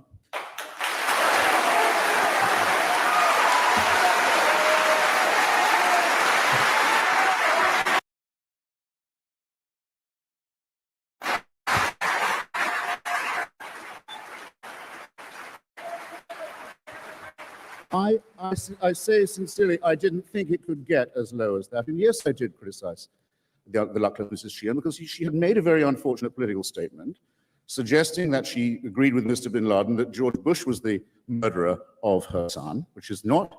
The son, you exculpate the murderer, you exculpate the killers, right there. They didn't kill him. Shame on you. Shame on you for saying that. Now, she had made an unfortunate statement, which I called her on, and she denied having made it, which was a false claim. And she said that someone else had magically inserted it into her email, which was a claim equally found to be false. All of these claims, ladies and gentlemen, can be found to be false by a moment's checking, if you really believe the crazed fabrication of the figures of 100,000 deaths in Iraq. And if you think that only people who die in Iraq, that the only deaths caused in Iraq are by coalition forces, if you're willing to believe any or all of that, you can simply go to my colleague Fred Kaplan's space on slate.com. He's a very stern and strong critic of the war, a great opponent of mine. We've had quite a quarrel about it. He's a great writer about science and other matters. It's a simple matter to show this is politicized hackwork of the worst kind. The statistics in that case have been conclusively and absolutely shown to be false. And I invite anyone to check it. Everything I say has at least 10 pages of documentation, which I'm willing to share behind it. And you will have your chance to challenge me and pass questions to Amy. Now, I believe that that's really all I particularly need to say, except don't clap that fast. That's cruel. That's mean. Except to say this about the question of who's who in this war. Iraq is not being occupied by President Talabani. President Talabani was born there. He's had to move a few times. He's seen his villages destroyed and his home bombed and his family shot at and murdered and so on. He's not occupying Iraq. President Talabani is, in fact, the leader of the Patriotic Union of Kurdistan, which is the corresponding member organization of the Socialist International. It is the Iraqi member party of the Socialist International. The Iraqi Communist Party, a party with a great record of bad politics but good civil struggle in Iraq, and with great organization among the women and trade unionists and journalists and workers of the country, has, of course, been a member already of the provisional government and is campaigning enthusiastically in the elections. There are probably some people among you here who fancy yourself as having leftist revolutionary credentials. In fact, I can tell that you do from the zoo noises you make. And the scars you can demonstrate from your long underground twilight struggle against Dick Cheney. But while you're masturbating in that manner, the Iraqi secular left, the socialist and communist movements, the workers' movement, the trade unions are fighting for their lives against the most vicious and indiscriminate form of fascist violence that any country in the region has seen for a very long time. And the full intent of that was, and I'll say it directly, yes, in Fallujah, was to establish a Taliban regime and a safe house for Al-Qaeda in Fallujah. That's what we were facing. You think you can fight that without casualties? You're irresponsible. You're ahistorical. We take, on this side of the House, without conditions, we take our side with the struggle of the Iraqi democratic and secular left against fascism. We make no apology. Those who have betrayed their own party, Mr. Galloway had to be expelled from the great labor movement of which I'm myself still a member, because of advocating the shooting, publicly advocating jihad against British troops, now turns on the Iraqi left and wishes them well, as wishes and argues and hopes for their defeat by an onslaught which would make Afghanistan seem like a civilized country. What two positions can one take about this? I invite you to consider, ladies and gentlemen, and consider carefully, and thank you.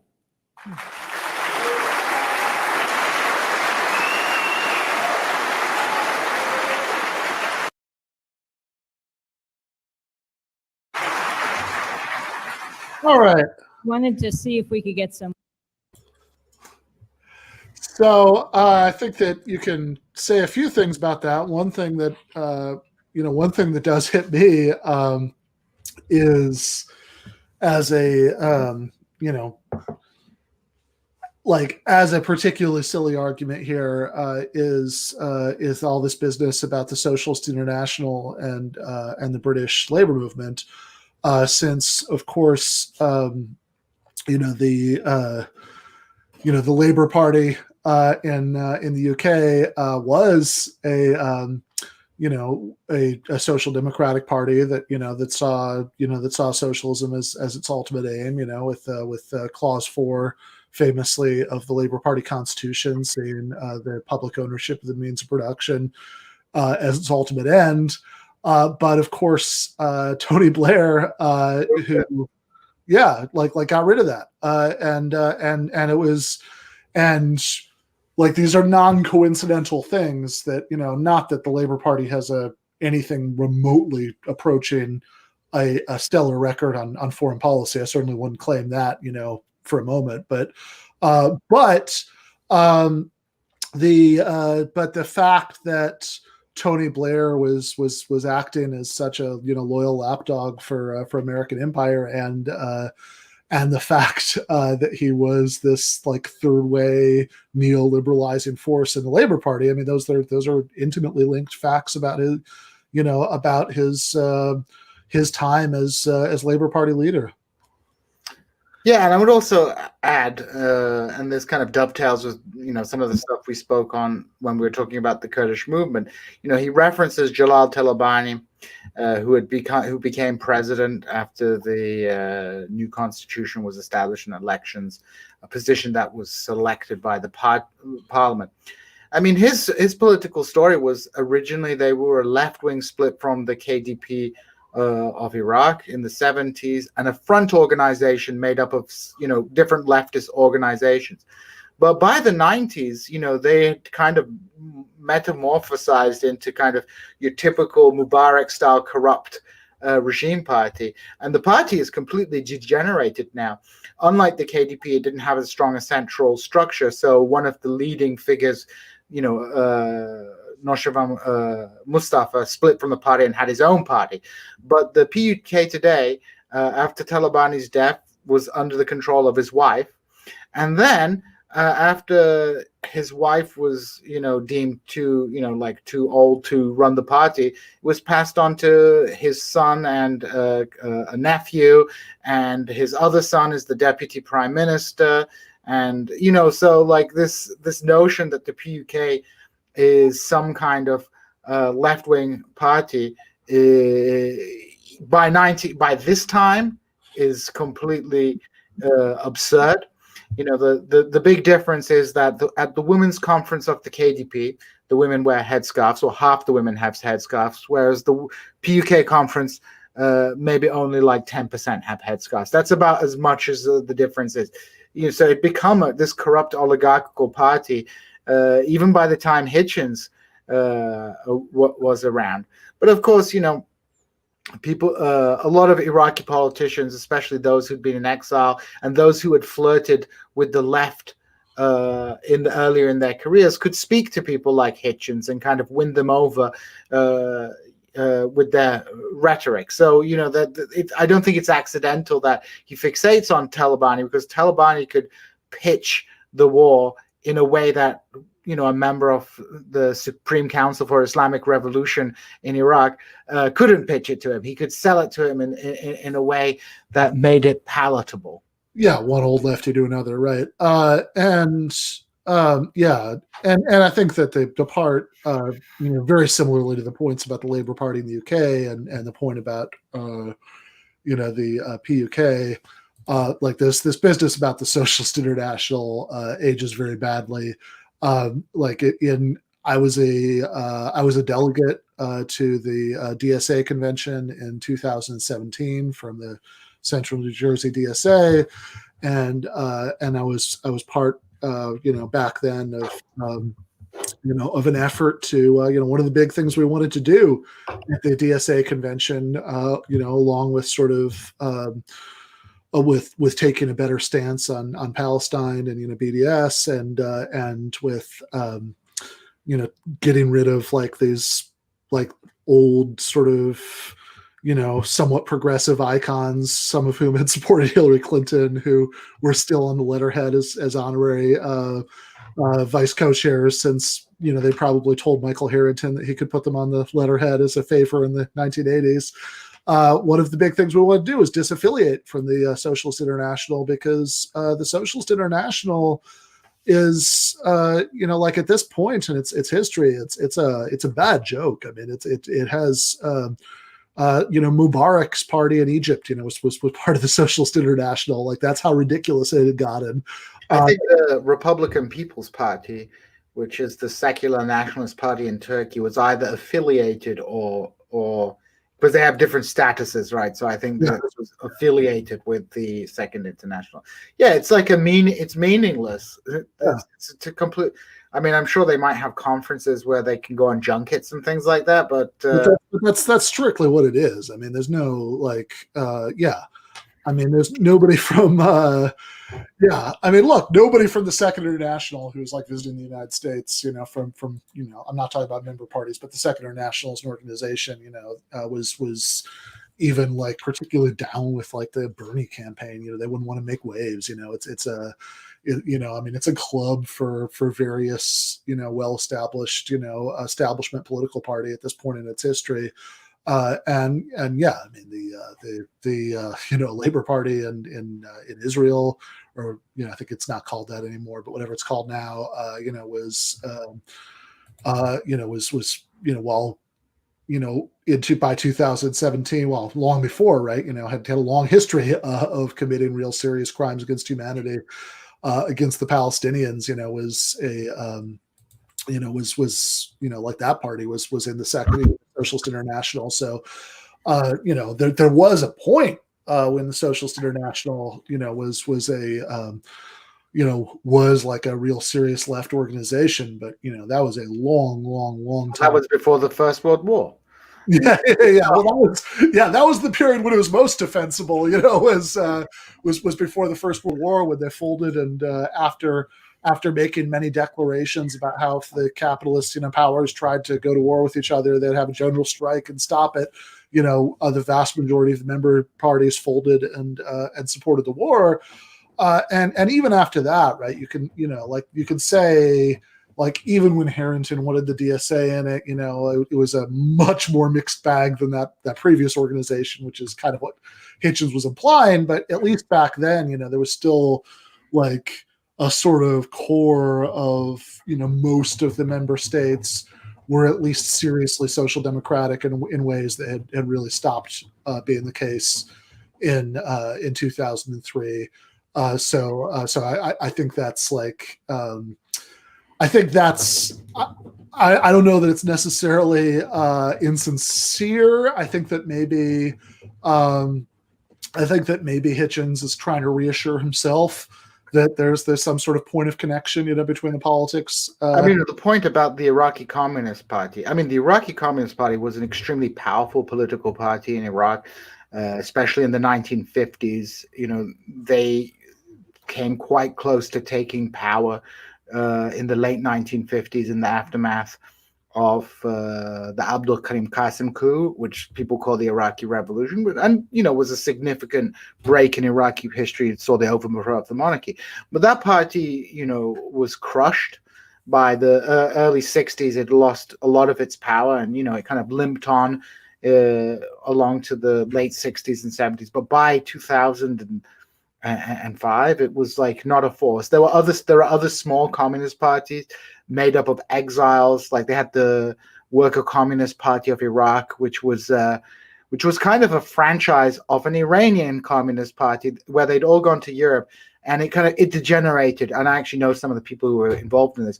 It degenerated into a kind of weird kind of sex cult, where the main ideology was that you had to engage in polyamorous relations, otherwise you weren't progressive.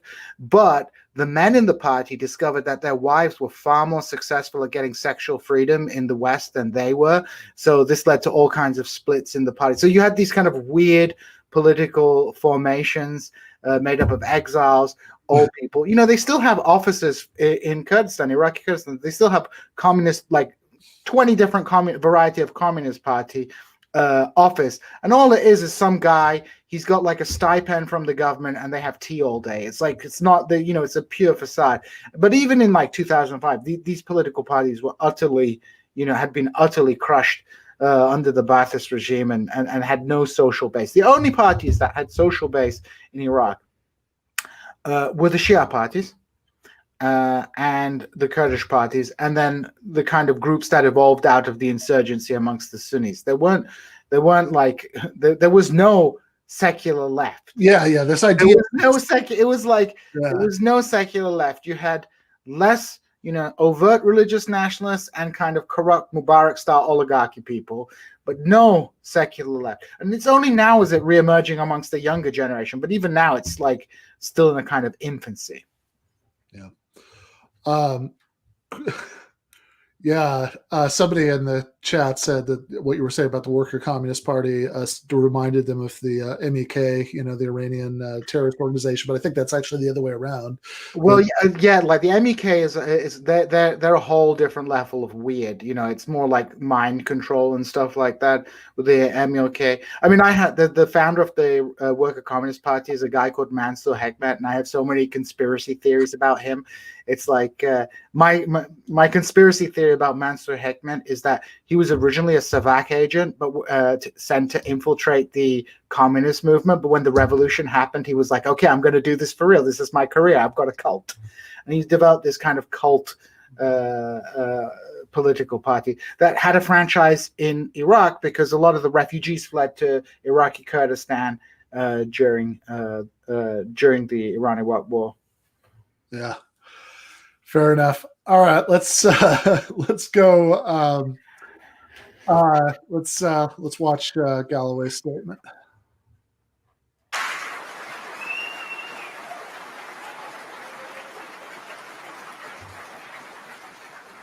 I wanted to see if we could get some windscreens on the microphones here. But failing that, if you could just lower your microphone, Mr. Galloway, so that you don't speak right into it. Great. 10 minutes, George Galloway.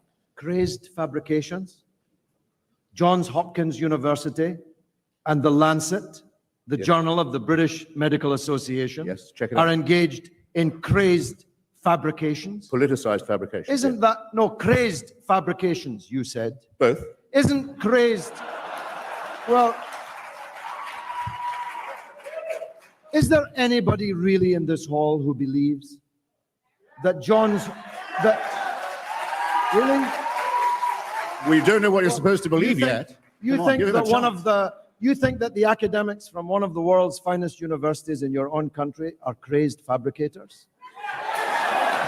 You think that the Lancet, the journal of the British Medical Association, are crazed fabricators? I mean, how far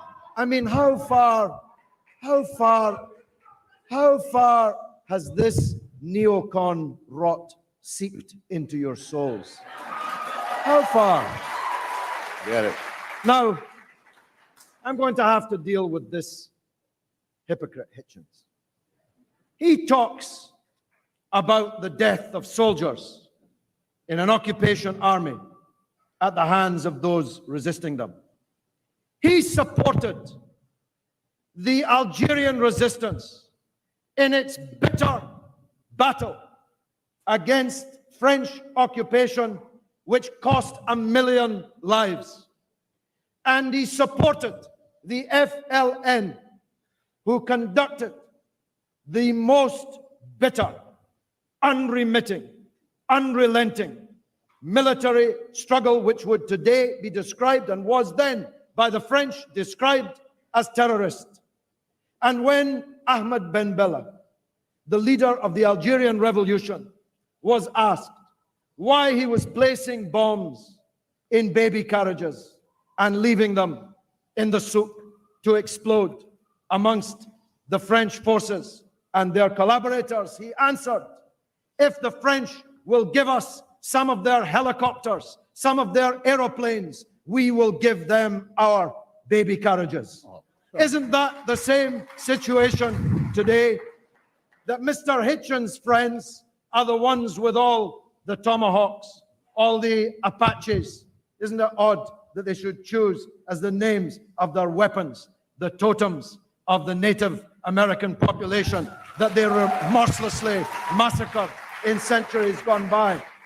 The Iraqi people have only themselves with which to fight this foreign occupation. This hypocrite crying tears for the American army in Iraq supported the struggle of the Vietnamese people from the first to the last, as they killed 58,000 American soldiers in Vietnam. He opposed the American war in Vietnam and supported those fighting against it.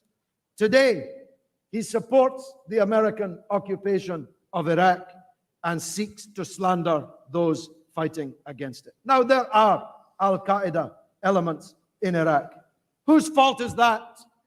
Who brought them there? How did they end up in Iraq? There were no Al-Qaeda in Iraq before Bush and Blair attacked it. And now every Islamist in the world is either on his way or dreaming of being on his way, descending like spores of anthrax on the gaping wounds in Iraq created by your war. And I'll tell you what, They'll then spill around the world, spreading their jihad exactly as his new, or rather old, friends in Afghanistan did. The Arab Afghans who were sent by the American administration to Afghanistan in the 1980s became Al-Qaeda in the 1990s and into the 21st century. So, Mr. Hitchens' policy has succeeded in making 10,000 new bin Ladens. He and his friends Sorry about that. have deepened. I didn't mean to do it. Have deepened the swamp Really didn't mean of to do that. hatred out of which these Islamist fundamentalists are climbing. You see, well, somebody laughs. You may think that those aeroplanes in this city on 9/11 came out of a clear blue sky. I believe they emerged out of a swamp of hatred created by us. I believe I believe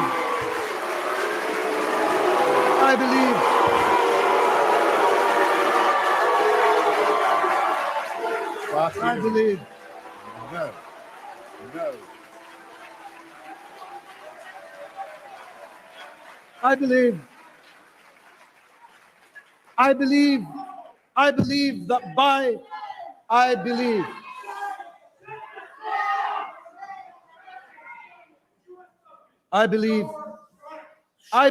Please. I believe Be quiet. that by their unending, bottomless, and total support for General Sharon's crimes against the Palestinian people, the United States, I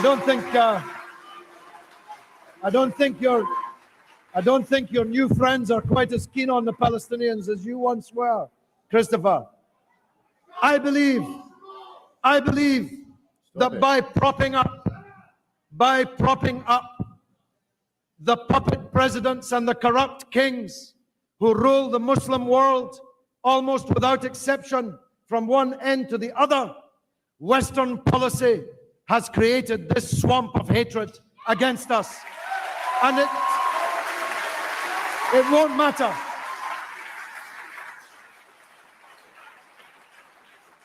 It won't matter how many fly swats we invest in, how many Patriot Acts we pass, how many anti-terrorist measures we pass.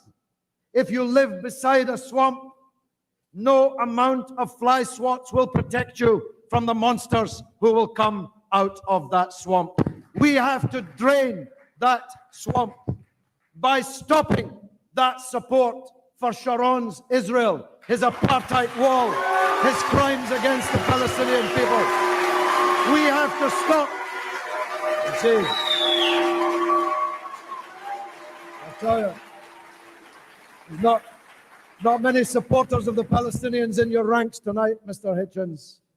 I think unless we stop propping up these dictators in the Muslim world, none of whom would last 5 minutes if it were not for the military, political, and financial support of countries like yours and mine, unless we stop invading and occupying Arab and Muslim countries, then we will be forced to endure the atrocities that took place in New York on 9/11 and in London on 7/7 over and over again. So if I can't reach your heart, let me at least reach your head in your own interests. Try the in wallet. America's own interests. Reverse your policy towards Israel and Palestine. Reverse your policy towards dictators in the Muslim world. Reverse your policy towards war and occupation, and we can all be safer.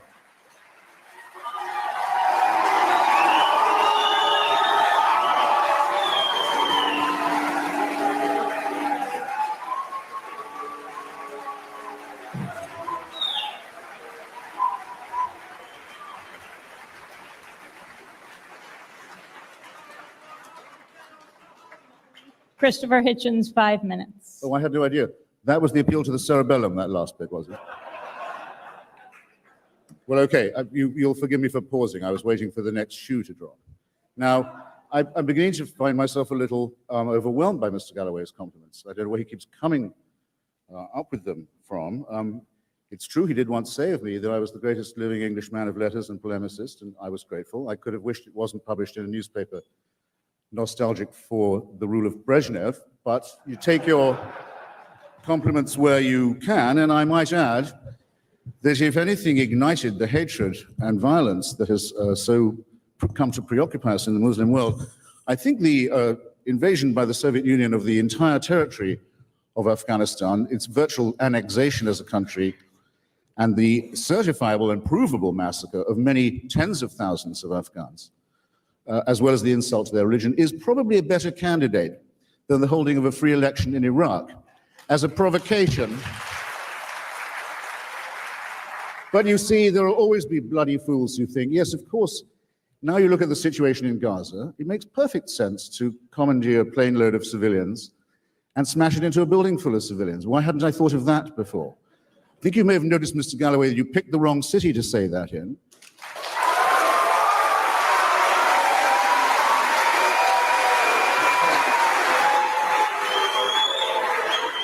And arguably the wrong month as well, because some of us are still mourning. Some of us are still mourning. Please. Some of us are still mourning, among other things, the very large number of Americans of all faiths, including very many Arabs and Muslims, who were killed in that disgusting atrocity. And when you say, if we don't mend our ways, this will happen to us again, if you weren't an ally of Saddam Hussein and Bashar al-Assad, if you had not been an ally of the preachers of hatred and subversion in the region, how dare you say the United States supports the Assad regime in Syria?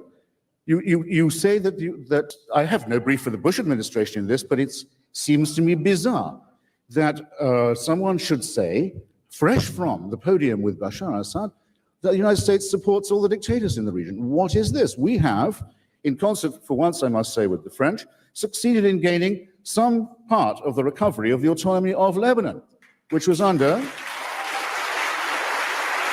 a most corrupt and brutal and illegal Syrian occupation.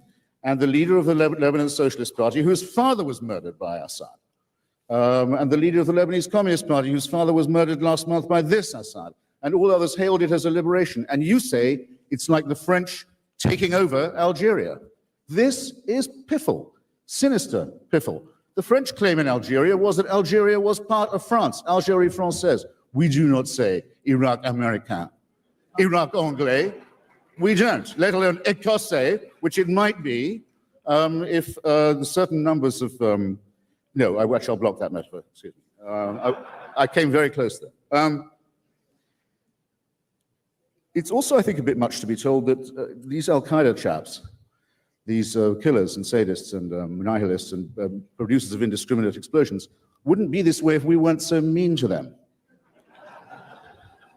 Now, it's true some of them, Mr. Zarqawi, their leader, of course, the bin Ladenist leader, was in Iraq before, and was well known to have been in Iraq under the rule of Saddam Hussein. And I can tell you that no one gets in and out of Iraq at that level without the president knowing. So true that a group affiliated with him, the Ansar al-Islam, a fundamentalist group, thought that its main job was to kill the Kurdish leadership in northern Iraq, the elected leadership, which is a strange target, I think, for a holy war. And it's also true that some of them came to Iraq after we threw them out of Afghanistan. Well, that's easy then. Leave them in control of Afghanistan. Don't mess around with these people. Don't make them angry. Don't make them mean. It's your fault. Now, this is masochism, but it's being offered to you by sadists. Okay?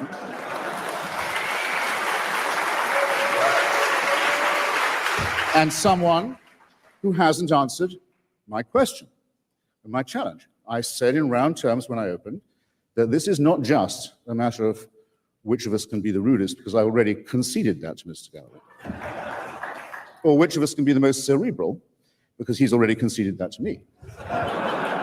But I said that there's a further grudge between us, which is this. I say that Mr. Galloway discussed the allocation of oil for food profits that stole directly from the Iraqi people and that helped to corrupt the scheme and program of the United Nations. I say he discussed that personally with Mr. Tariq Aziz in Baghdad at least once. And if he will put his name to an affidavit that formally denies that, we can have done with this business. But if he does not, it's going to haunt him on every stop of this tour and all the way back to England and everywhere he goes to raise the flag of jihad in the Middle East. This I promise you. I promise you. George Galloway, 5 minutes. Bring me the affidavit, I'll sign it now. Very It's good. a complete lie. It's a lie like the other lies on your leaflets that you were handing out like an idiot on the street before this meeting. It's a lie. Buy my book. If you don't want to buy it, go to the website of respectcoalition.org and read it. I've already dealt with this. It's a lie. Nobody ever discussed oil allocations with me. Not Tariq Aziz, not anybody. I've already said it under oath, never mind an affidavit, No, you've not. under oath on pain of imprisonment in front of the US Senate. Word That asked. smokescreen will not wash. You want me to run through the dictatorships you're supporting? Do you want me to Yes, run? sure. Yeah. Yes? Why not? Well, that is masochism. That really is masochism. You Well, want me to run through the Yeah, dictatorship in Saudi Arabia? Yes, get on with it. No. Do you want me to deal with the dictatorship No. in Saudi Arabia, the prison state? Do you want me to run through the family business more Corleone than Sainsbury's that runs Kuwait? Do you want me to run through the dictatorship in Egypt? He has the gall to claim the election in Egypt as a fruit of the massacre of hundreds of thousands of people in Iraq. Hosni Mubarak got more votes in the so-called free election last week than he got in the election he admitted he rigged 6 years previously. And you want to call that democracy? You talk about democracy in Lebanon, your Cedar Revolution. It wasn't democracy they were demanding in the square of the Cedar Revolution. If there was democracy in Lebanon, Sheikh Nasrallah, the leader of Hezbollah, would be the president of Lebanon. But he can't be. Very He interesting. can't be the president of Lebanon. Very No interesting. Muslim can be the president of Lebanon. You've got to be a Christian to be the president of Lebanon, even though only 20% of the population of Lebanon are Christians. And how did that come about? Because the United States Marines waded ashore in Beirut in 1958 to impose that constitution on the people of Lebanon. You have the gall to talk about dictatorship and democracy, Mr. Hitchens.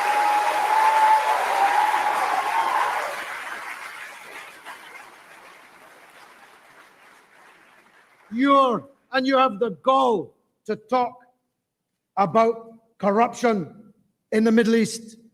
Your president and his father are complicit to the tune of millions and millions of pounds in the corruption of the Arabian Gulf, in Saudi Arabia, with the Carlyle Group, with secret Saudi investment in the failed business enterprises of George W. Bush. And you, a former Trotskyist, wrote in the newspapers that you were backing the re-election of George W. Bush, Dick Cheney, Donald Rumsfeld, and the rest of this gang. You should be ashamed of yourself, but you're not. But I'm not. But you're not. But I'm not. But you're not ashamed of yourself at all. It's true, I praised you. You were a butterfly. You're now a slug. You did right like an angel, but you're now working for the devil. And damn you and all your works.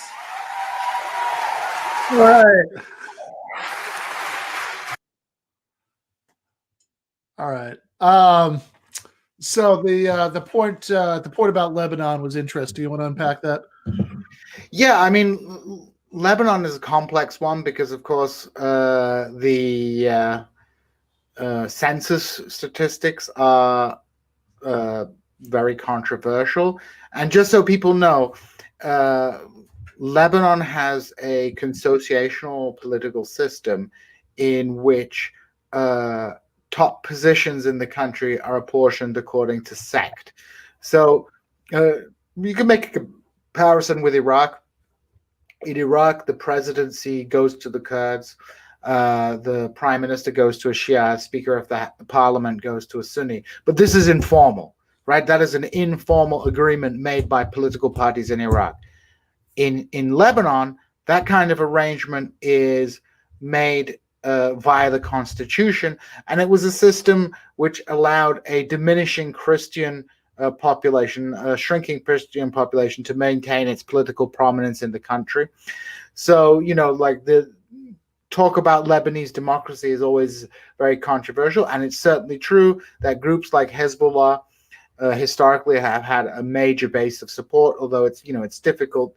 It's always Lebanese politics, which I'm not an expert in, is always difficult to unpack because you have these shifting sectarian political alliances, and sectarian divides are maintained by these like formal institutions. So that's just kind of a context to this, and people probably, I guess people won't remember this, but and I was actually in Iraq at the time when this happened. Syria occupied, Israel and Syria occupied Lebanon. Israel occupied parts of the south, and Syria occupied most of the country. And Israel withdrew, and also there were like mass protests against the Syrians, and the Syrians were pressured into withdrawing from Lebanon. But anyone who's been following Syrian politics recently, and you probably would want to have Drew Mikhail on about to talk about that more in depth, will know that many of the fundamental issues with sectarianism, and the fact that this kind of sectarianism is baked into the political cake in Lebanon, sort of continues to be like a problem leading to corruption, political gridlock, and any failure to deal with the fundamental issues of the country. But what I noticed, Ben, about this last part, and I don't know, is that the debate has kind of degenerated into kind of yelling at each other now. So it's degenerated because they've made their points now, and now it's just shouting at each other for things they may or may not have done, and things like that. It's So this is definitely all ad hominem in something, I guess, sort of in between the popular sense of the word, which is just saying something mean, and the technical sense, which is treating an irrelevant, negative about somebody as a reason that what they're saying is wrong. So like, oh, he would say that he's a drunken womanizer or whatever, that's the so ad hominem, or like, I don't know, some sort of strike against, Marxism that, Karl Marx and Friedrich Engels sometimes used, casually bigoted language, that was common at the time in private correspondence. That's real ad hominem. Yeah. But this is in between those two, right? It's more than just ad hominem in the popular sense. It's maybe a little unclear whether it's ad hominem in the technical sense, but it's certainly, at least if you go with the way that people often define ad hominem, like if you Google the phrase, what you'll often find, which I think is a little bit sloppy, but I know what people mean when they say it, which is that you're attacking the person instead of addressing the argument. Then I guess this would be like a good example of that. The reason I've always thought that was a little sloppy is that the whole instead of business always struck me as pretty subjective, right? Like is it because you can address that point and then call him a jackass, and then yeah, exactly. But it's certainly true at any rate, right? That that at this point both of them have largely moved on from the message, except for to sort of repeat the core points as rhetorical flourishes, and at this point they're thoroughly busy attacking the messengers.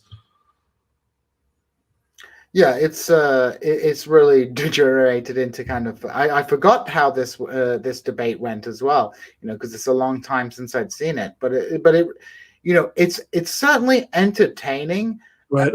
And I can imagine because apparently having a British accent gives you an air of being cerebral, and but it's really getting quite vicious as they kind of accuse each other of supporting this dictator over another dictator, where the truth is probably both of them have been supporting pretty nefarious regimes for their own sort of political ends, but that is entirely getting away from the fundamental point of which is about the morality of the Iraq War, which Galloway is correct about. He may indeed be shilling for Bashar al-Assad, right? Right. He may today, somebody in the chat night, and this, I think this is correct, he's palling around with Steve Bannon, and he associates with Nigel Farage and these sort of red-brown people. This may all be true, but it doesn't change that fundamental truth which Hitchens can't get away with. Hitchens is doing a lot of appealing to the crowd, and I don't know much about this university, and I can't tell from the crowd, but it seems both sides are kind of appealing to the crowd to yell at their opponent. Yeah, no, that's for sure. There's lots of that. That's Baruch College, which is I mean, it's a normal. I think it might even be affiliated with the City University of New York. I'm not sure. I know I was there once to go to a talk, but at any rate, I think that's right. I should I mean, I think that some of the accusations about being at least ambivalent about feelings about dictators are probably true about Galloway for sure. And I think that in Hitchens' case, his very strong impulse was not to do that, but I think that maybe his attempt to rationalize the sort of indefensible position on Iraq that he talked himself into might have led to some of that. I think Galloway probably scored some real points there. Certainly in terms of the indirect associations, making excuses for a government in the United States that was supporting all these dictators. But maybe even on terms of Hitchens trying to claim various democratic advances elsewhere in the region because of the Iraq War that don't really hold up when you start. Which weren't turned out not to be really democratic advances very much at all. I mean, yes, there was elections. And if you remember, I think it was 2005 or 2006, they had elections in the Palestinian Authority, which they decided they didn't like, right. And then almost immediately this has given us the Gaza West Bank split, which persists to this day. Yeah, right. Yeah, Hamas won the Palestinian Authority elections, and the U.S. and Israel supported a coup within the Palestinian Authority on the West Bank.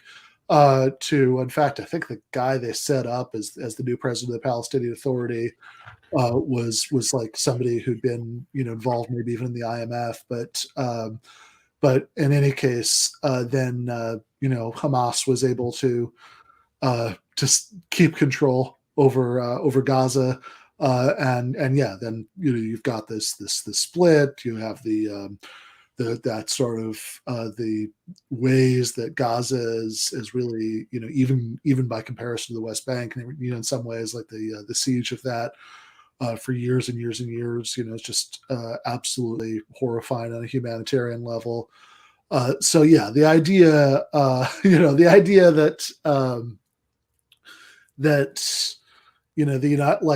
certainly that Hitchens' rhetorical posture at this point, right, since he'd convinced himself, again, partially for good reasons, but road to hell and all that, that he convinced himself that the effect of the United States invading to remove Saddam Hussein would just be to turn Iraq into this nice secular democracy, and that would have ripple effects. And of course, none of that came remotely close to happening. So he had to come up with some way to rationalize the split between what happened and what was supposed to happen. And he was willing to maybe grab onto a lot of things that might have looked like evidence, for good things if you didn't look very hard, right? Like what we were talking about earlier with the Iraqi Communist Party and the Patriotic Union of Kurdistan. and some of these claims now about Egypt and Lebanon. So I mean, I think that I think that Hitchens is probably right about a lot of Galloway's unsavory associations, but Galloway is also right about the indefensible things that that Hitchens has had to latch on to try to justify to himself, probably as much as others, his position, and certainly, I mean, look, whatever you think about the messengers, and Galloway is a very flawed messenger, but whatever you think about them, as far as the message goes, I mean, this is as black and white as as this is likely to get. I mean, the Iraq War, above and beyond, everything you can say that's terrible about it on principle. I mean, like, I think that. I think in 2005 this certainly should have been clear, but I think in 2021 it's very clear. Yeah, it's extraordinarily clear. Also, I should say before we restart the debate, if you have any questions that you'd like me and Gene to answer at the end, just stick it in a super chat, and we'll take a few minutes at the end. But let's see if we can get some more watched.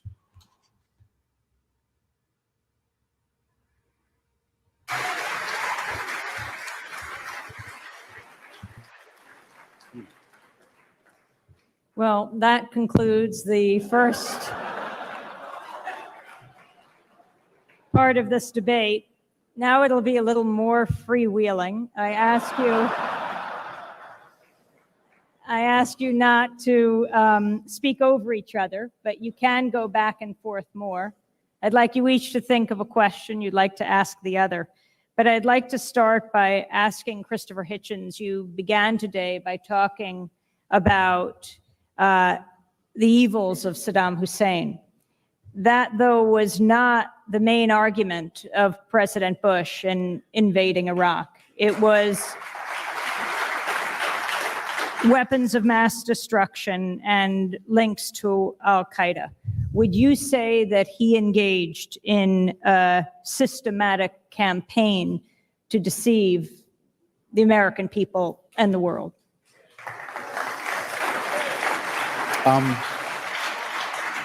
To your first point, you see, it used to be said, well, Bush only, in the first Gulf War, Bush Sr., he only cared about the removal of Saddam Hussein from Kuwait. He didn't care about the Iraqi people or the Kurds. He only pretended to. And the UN resolutions only allowed him to do Kuwait, and fair enough. But so whatever you do, you're going to be accused of not giving out your full agenda. So I don't feel myself particularly wrung by that point. In his address to the United Nations, in fact, the first address on the subject, the president did mention a full menu, as you might say, of indictment against Iraq, which included, or I should say, rather the Ba'athist dictatorship, which included its record of genocide, its proven record of deception about weapons of mass destruction, its links with terrorism, and its violation of all the UN resolutions governing these things. I have written that I think both Mr. Blair and Mr. Bush insulted not just their own electorates, but everyone in the world, by preferring to, shall we say, frighten people, preferring to frighten them than to educate or enlighten them. And I've written that repeatedly, and I believe it very much. I think a good cause has been gravely disfigured by those political deformities. But if you will allow me to say so, Amy, just as I am not personally responsible for creating 100,000 al-Qaeda fighters, nor am I here as someone who can answer questions on behalf of the Bush administration, rather to the contrary. It's a single issue question with me. I think that the president was right to do what the previous president and vice president, Mr. Clinton and Mr. Gore, had only promised to do, and what the United States Senate had only voted to do, which was to move Iraq into the post-Saddam Hussein era. All that was decided and repeatedly promised by the preceding administration and by the US Senate when George Bush was still a provincial governor of Texas. So I don't think this is a subject that can be changed just by saying Dick Cheney and knowing that there are enough morons who will always boo when you say that. But you see, I've become a touch alarmed in the last moments or so. I'm not certain that the plain meaning of words as uttered by me is being understood by the audience, because if they understood me to say that I favored the royal family of Saudi Arabia at any point. I apologize. I'm sure I didn't say that. And I don't think anything I said could be construed to mean it. When I said I supported Syed ad-Din Ibrahim, the moral leader of the Egyptian opposition who was in Mubarak's jail, I don't believe I gave an endorsement of Mr. Mubarak. But Mr. Galloway appears to think that anything will do here, and beneath each gutter, there's another gutter gurgling away underneath. But I would rather to debate this question on its, so to say, merits and demerits.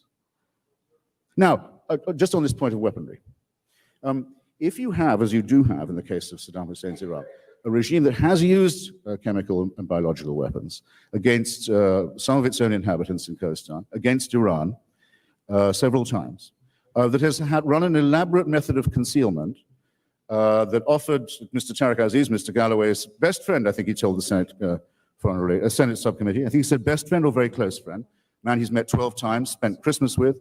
Mr. Tariq Aziz has offered, and I have an affidavit on this, and we will get one from Mr. Galloway too, and put the two together. The UN chief inspector for Iraq was offered $2 million in Tariq Aziz's office face-to-face to change his inspections. We knew that dummy sites were run up for UN fools to inspect, and we know that material was buried and moved, and we know that scientists were terrorized and told that their families would be lavishly killed if they cooperated with any inspection. On this knowledge, of which I'm sorry to say I am the prisoner, I cannot not know this. Any more than I can not know that Saddam was trying to buy weapons off the shelf from North Korea. On the basis of this establishable, provable knowledge, who is going to say, well, let's give Saddam Hussein the benefit of the doubt if he says he's not fooling around with weapons now? What responsible leader of any democracy could face his people later if that bet turned out to be wrong and say, well, I had every reason to think he was on the level? Come on, get real, be serious on this. And your response to Colin Powell saying that his UN speech was a stain on his record? Your response to Colin Powell saying that his UN speech, making the case of weapons of mass destruction, was a stain on his record? Just a minute response. I don't give a damn what Colin Powell thinks about anything. I never have, and I never will. I think I've noticed that he, having been for a long time the most overrated public figure in the United States, he's running for the nomination to most overrated man in the world, but I don't really care.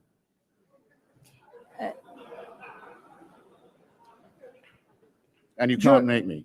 George Galloway, Saddam Hussein currently sits in jail. Do you think he has committed any crimes? And if so, what? Saddam Hussein committed real and serious crimes against the people of Iraq.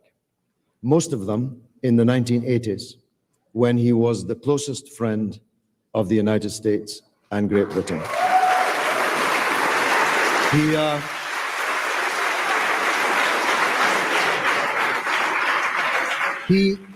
He invaded Iran at the behest of the United States and Britain in a war which killed 1 million people on either side.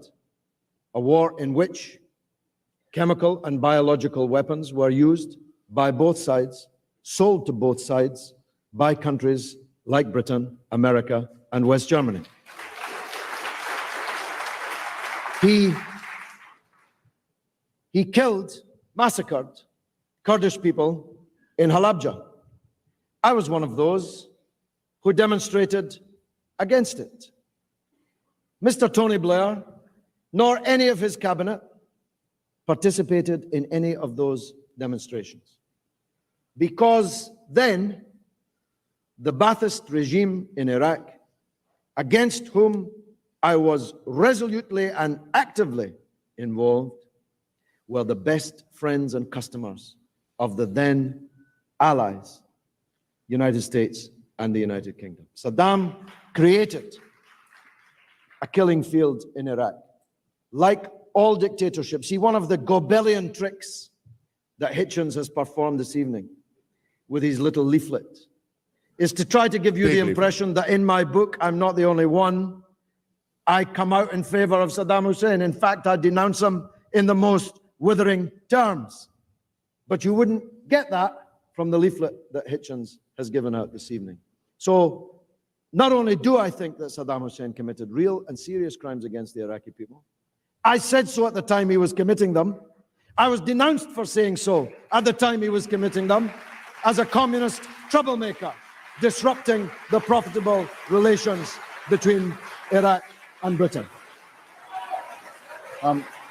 Amy, I'm sorry, I have to. I know we're supposed to take it in order, but I think you would think less of me, ladies and gentlemen, if I had no reply to that. Well, I'll reply to you then. See what, by all means, let's see how this goes. Mr. Galloway claims that at a certain period in the 1980s, he was supporting Iraqi Democrats and protesting against Saddam Hussein, knowing what he was capable of, knowing what he had done, knowing the genocide, for example, committed in Kurdistan, and knowing of the aggressions and the chemical weaponry that had been deployed in Iran. He says he knows that. I've had the opportunity to check with the woman, Anne Clwyd, just very distinguished member of the Labour left in the British Parliament, who was the chairman of the relevant organization, the Campaign for the Restoration of Democratic Rights in Iraq. She says she has no memory of Mr. Galloway's participation, but let's say that we take his word for it.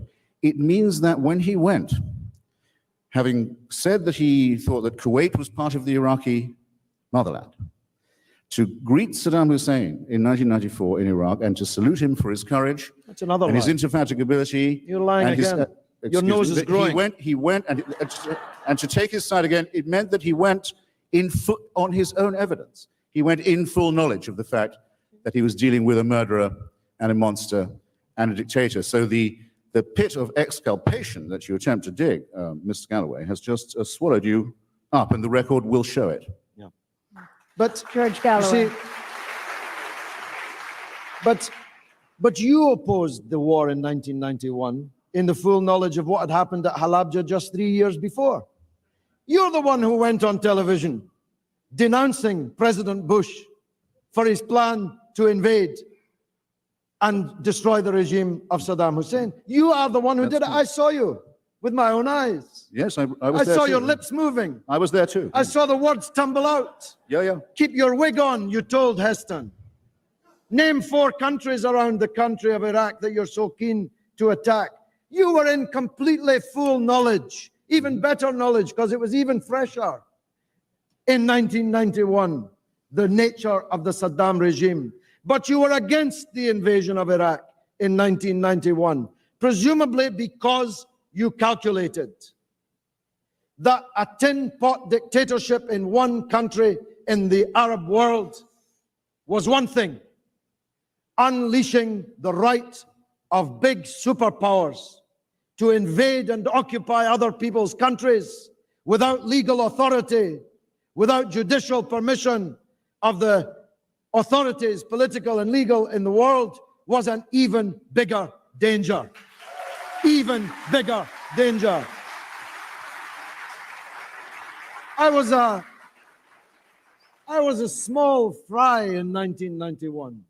Nobody in America was watching me on television as I was watching you on television in America and cheering you for your foresightedness, for your wisdom, for your subtlety in knowing Doesn't get any that better than sometimes in life you have to choose between bad and badder. Sometimes in life you have to choose between evil and more evil. That's what you did in 1991. The only difference between us is that on the road somewhere, Damascus, I would say, yeah. I don't know where, Be careful. I don't know what it was, whether it was Vanity Fair or whether it was the lucrative contracts that you've landed since, but somehow you decided in 2003, maybe it was the whiskey,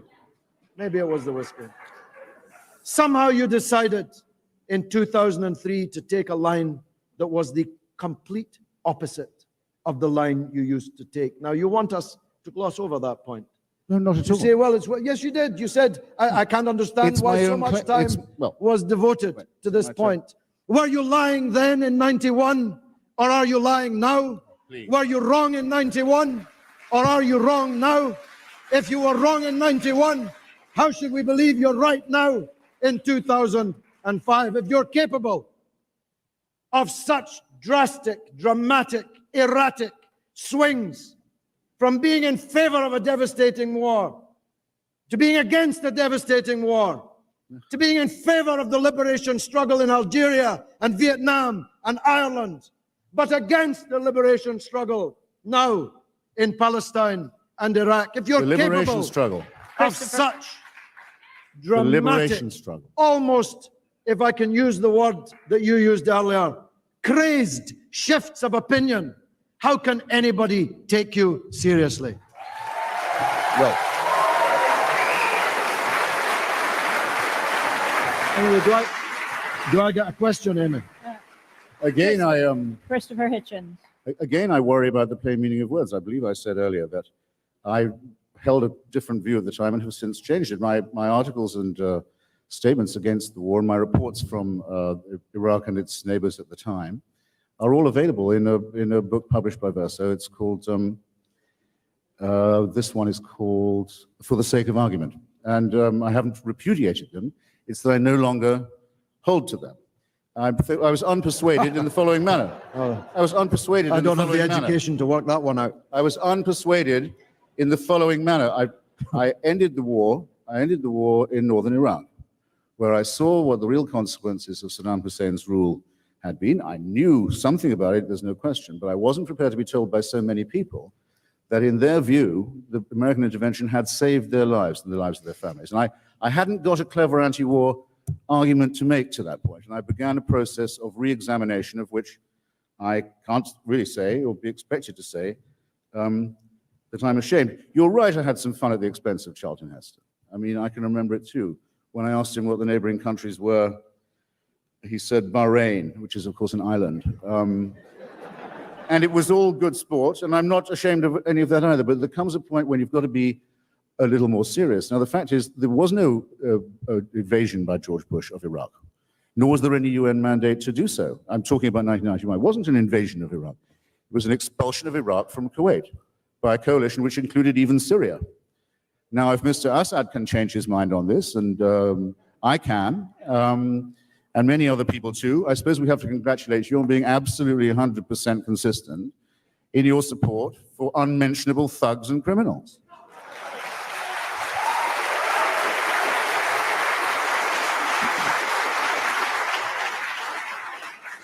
What about the issue of a timetable withdrawing from Iraq or withdrawing immediately or not withdrawing? Let me first put the question to George Galloway. What do you think needs to happen today? Well, Mr. Hitchens says that you have no intention of an Iraq Americana. Well, if it looks like a duck, walks like a duck, and quacks like a duck, the chances are it probably is a duck. And down on the ground in Iraq, it doesn't look much like the United States is planning to leave of their own volition. After all, they're building massive and what they hope to be permanent military bases to station their forces there. They have engineered a puppet regime which they intend to allow to be a kind of lipstick on the ugly face of their occupation, which will allow their corporate friends. Do I really need to mention them? Do I need to name them? Do I really need to? I mean, they've probably got supporters in the hall. Might as well.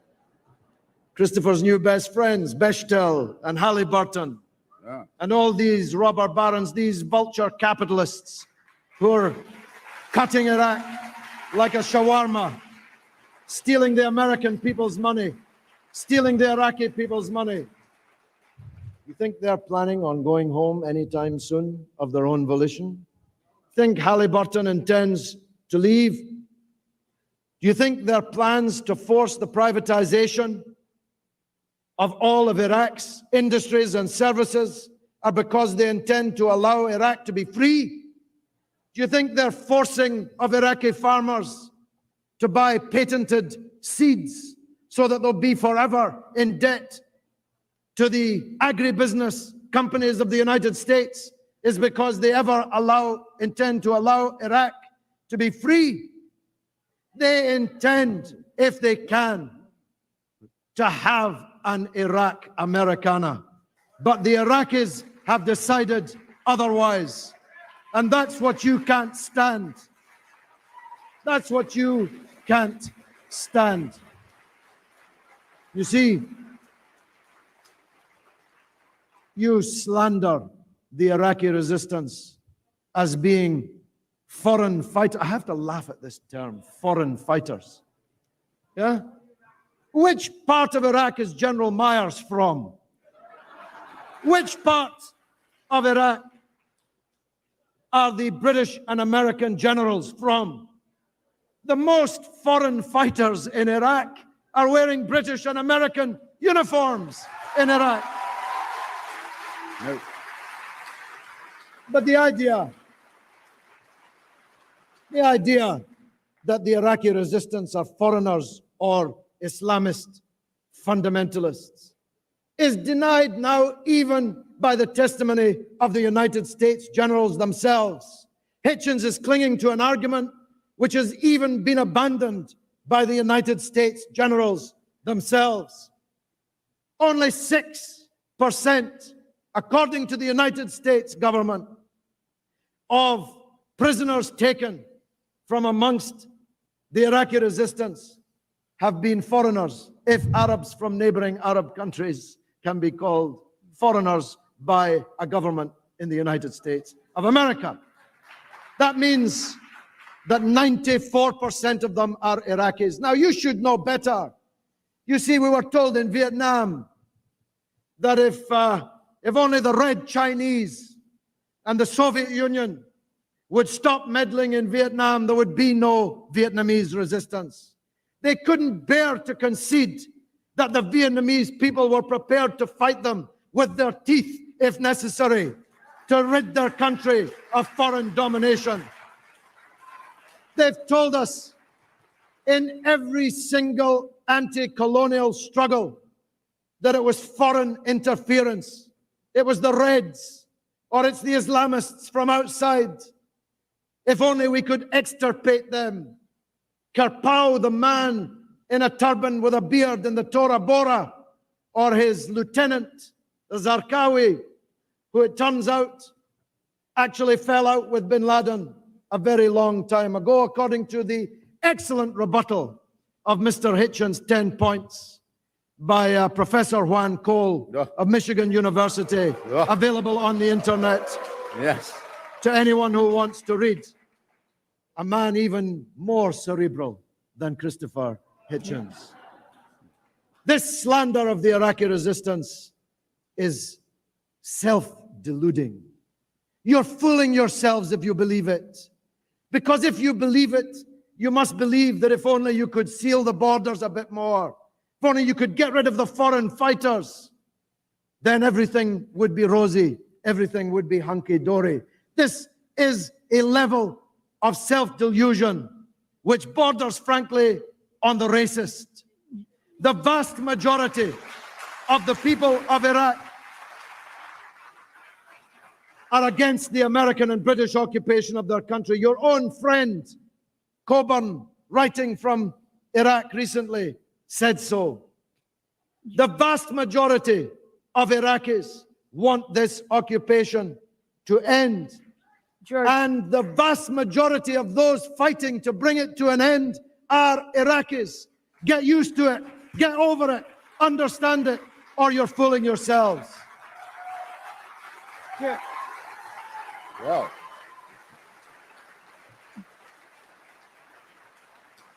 George Galloway, with one word, do you think the U.S. and British forces should be withdrawn immediately? Not only do I. Only a word. Only a word. You want one more? Yes or no? Oh, yes. Okay,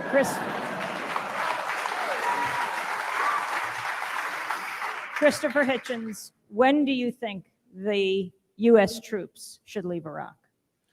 I think I can be as precise, though perhaps not as terse, as Mr. Galloway on this point. And I should thank him, by the way, for eliciting, or allowing me to elicit, or you, perhaps, ladies and gentlemen, to elicit from him what I feared, but didn't hope, but in other words, a full declaration of support for the campaign of sabotage and murder and beheading that has taken the lives of brave journalists, demolished the offices of the United Nations, Demolish Are there the no offices, depths to which you will demolish the not offices sink? of the United Nations and the Are Red there Cross any in depths to Baghdad. which you will not sink? Shot down senior clerics outside their places of worship, and continues as a campaign of mayhem to this day. Are there no It will depths to be- which you will not sink? You've fallen out of the You gutter might into the both care sewer. to, you might all care to remember. You've fallen out of the gutter into the sewer. You might all care to remember that you are being televised, ladies and gentlemen. I trust your mothers are not watching. You're shouting at me down so I can answer the question. You're unclear on the concept. I will proceed if I'm allowed to, but I'm just reminding you, you're on telly, okay? Just hope your friends and relatives aren't watching. Now, a campaign of mayhem and sabotage that was most obviously directed, and here's where I want to move to my point, in February last, against the only attempt that Iraq has ever seen to hold a national election to provide a parliament, a constitution, and an elected government. Now, what are the odds, do you think, that those who are blowing up the offices of the UN and who recently shot down a senior Sunni cleric in Baghdad because he too wants an end to the occupation, but he asked his congregation to vote in the upcoming elections, what are the odds that these people represent the secret silent majority in Iraq, as say the FLN did in Algeria? Well, let's just do some relatively simple arithmetic. In the 3 Kurdish provinces of Iraq, there is really not a single sympathizer either of the Ba'ath Party or of Al-Qaeda. It can be taken as a certainty that we know at least 20% of the population consider this resistance to be a fascist pest and have committed their heroic armed forces, because there is a rebel army in Iraq. There is a people's army, there is a guerrilla force in Iraq. It's called the Peshmerga. It's the People's Liberation Army of Kurdistan. And it fights on our side. And we at last, because Mr. Galloway is right that our policy in the past has been heinous, we at last fight on their side too. Excellent. Now, very well, moving right along. It is admitted, I don't think it's even denied by the egregious figure of Professor Cole, who's never set foot in the region, though claims to speak Farsi and various other languages. I don't believe it's denied even by him, and he changes his mind on these things about once a week, that Ayatollah Sistani, Grand Ayatollah Sistani, is considered by the majority of the Iraqi Shia to be their, let's say at least their spiritual leader. If it had been up to Grand Ayatollah Sistani, and if you like, if it had been up to my advice too, Mr. Paul Bremer would have had to call elections much earlier than he did, and so he should have done, and make a transfer of sovereignty much sooner than he did, and so he should have done. But we have no reason to doubt that the forces that favor this transition to a federal democratic system in Iraq, where no one group rules by violence or terror or by dictatorship, where there is federal and local autonomy, and where disputes are not settled by violence, is favored by the latent majority of the Iraqi people. Because if it's not so, it's very easy for them to participate in the vote. And what they do instead is they try and sabotage it. I think that's a very eloquent campaign that's being run by Mr. Galloway's heroic resistance now, to stop these elections from happening, to speak to the people, the terrified people who've been through 3.5 decades of war and fascism and terror, and never give them a moment to breathe, never give them a moment's freedom from fear and intimidation. Shame on the people. Shame on the people who call this a liberation movement.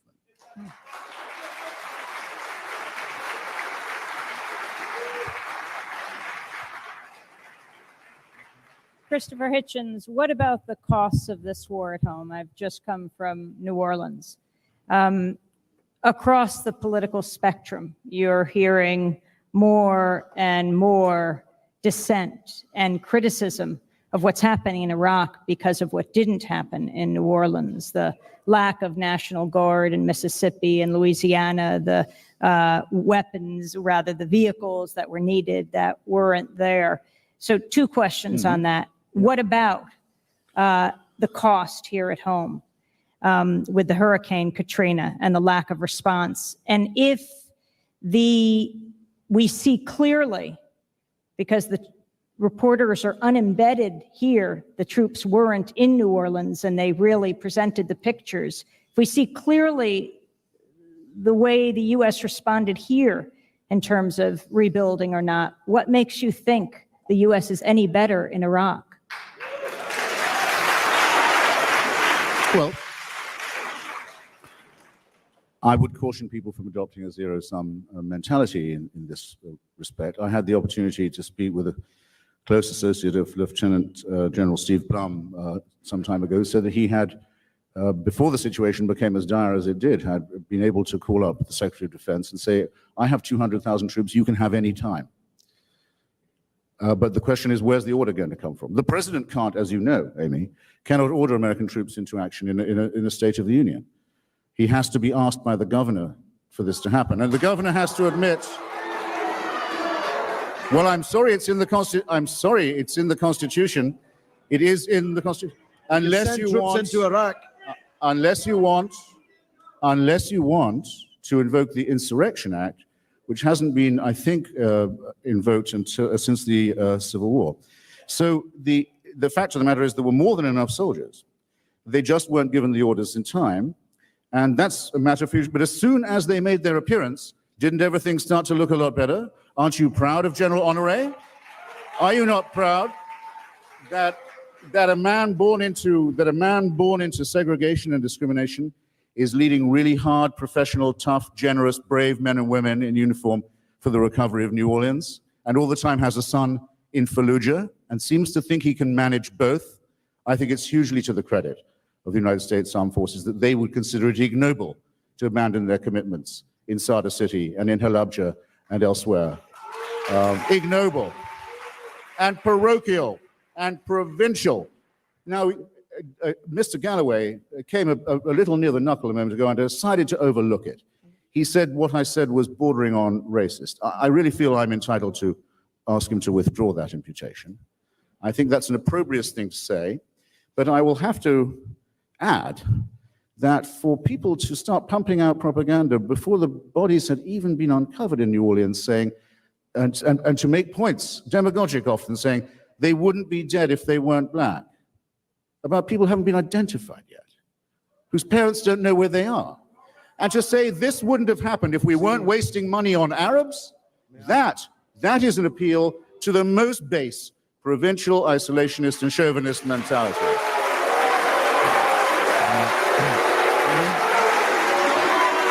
Amy? You're on TV. Galloway. You're all on Amy, TV. I'm so glad Mr. Hitchens gave that answer. You see, this is where it ends, isn't it? You start off being the liberal mouthpiece of one of the most reactionary governments this country has ever seen on the subject of war. You say you've got your own liberal reasons for doing so, and you end up an apologist and a mouthpiece for those miserable, malevolent incompetents who couldn't even pick up the bodies of their own citizens in New Orleans in the aftermath of a hurricane.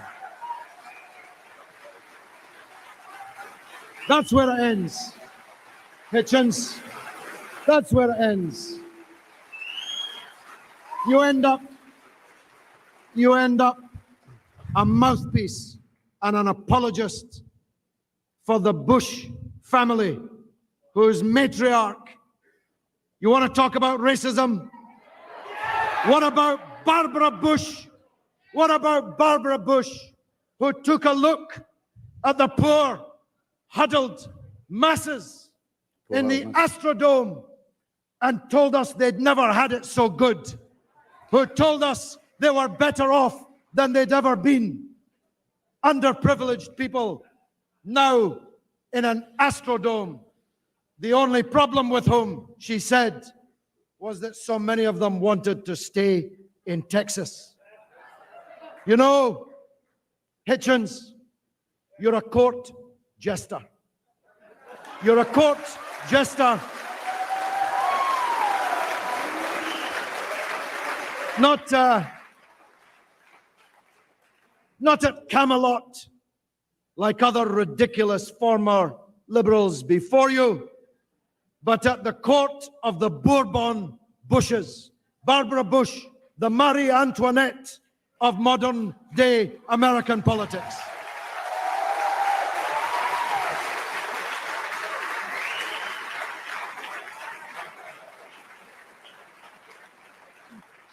Well, I think I have to say a quick word, Amy, if I may. This is all good knockabout stuff, but I must say Mrs. Bush Senior does remind me of, I think it was Lady Diana Cooper, who was once stopped outside Claridge's Hotel in London as she was waiting under the umbrella for the Daimler to be brought round after a ball. Ragged man approached her and said, "Ma'am," he said, "I haven't eaten for 3 days." She said, "Well, you're very foolish then. You must try. If necessary, you must force yourself, if necessary." It's called a tumbril remark in some circles. Yes, I don't know where the Marie Antoinette cake shop was in the Astrodome, but if you notice, I didn't say that I defended the president's record on this, and I've written very critically about it already for all of you to read in Slate magazine. What I will not have said is that we should go to a refugee woman in Biloxi and say to her, "Do you realize the Arabs have stolen the money that should have come to you?" And we have no right to put the poor against each other in that way and to betray our internationalism. And we have no right whatever to insult the tremendous performance of the United States Armed Forces once they were put into action. And I will add one more thing. The 82nd Airborne and the 1st Air Cavalry, so far from being distracted by Iraq, have learned in Iraq matters of civil reconstruction, water distribution, purification, culture, that have been extremely useful to them in New Orleans. I would advise you not to jeer these men and women while you're being televised, ladies and gentlemen. I would advise you not to do it. Well, the shame is yours. I'm awfully sorry. I meant to have said that before, in any case. Yes, and we will bring Sada City back too, and we will rebuild Halabja. Yes, we will. And not only that, the Army Corps of Engineers has just finished building a new extension of the Kabul to Kandahar highway in Afghanistan. That's what the Army Corps of Engineers have been doing, which means that the journeys between several major cities in Afghanistan, which used to take days over rocky and dangerous roads, are now much easier, and a triumph of humanism has occurred. If I was a less patient person, I would get the impression that someone was trying to shut me up here. Don't even think about it. What I say doesn't require your endorsement and isn't drowned by your zoo noises, because I'm on C-SPAN now, and all they can hear is you baying. They can make me out all right, so just give it up, okay? Simmer down. Or let me put it like this, it takes a bit more than that. It takes a bit more than that, tough guys and gals, to shut me up as well.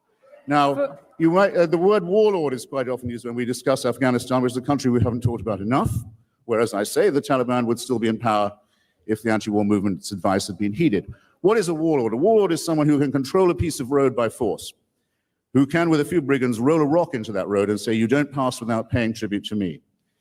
Warlordism is one of the seedbeds of the swamp that Mr. Galloway describes that breeds terrorism. If you can build solid, wide roads that directly connect the cities, you abolish brigandage and warlordry.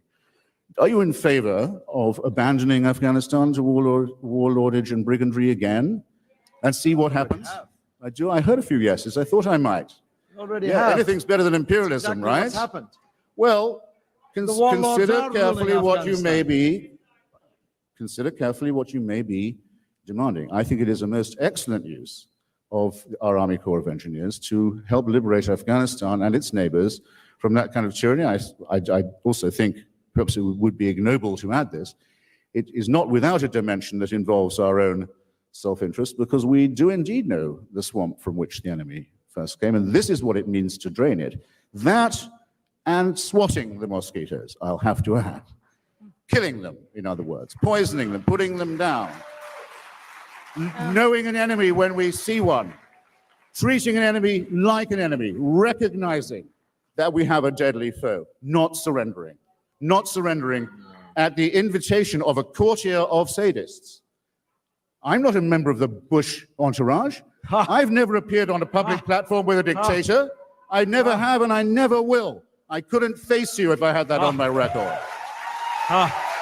It must be some sordid kind of displaced guilt that makes Mr. Galloway want to throw out accusations like this. I've never done that. And to come fresh from embracing these bloodstained bastards and to say to you, it's your fault that these people hate you, is more than we should be expected to take. Well, Before you each give your closing 5 minutes, I wanted to ask each of you, Christopher Hitchens, and then I'll ask you a question about the media, George Galloway. But Christopher Hitchens, as you've changed your views over time, do you feel that the media is friendlier to you? I'm just trying to think. No,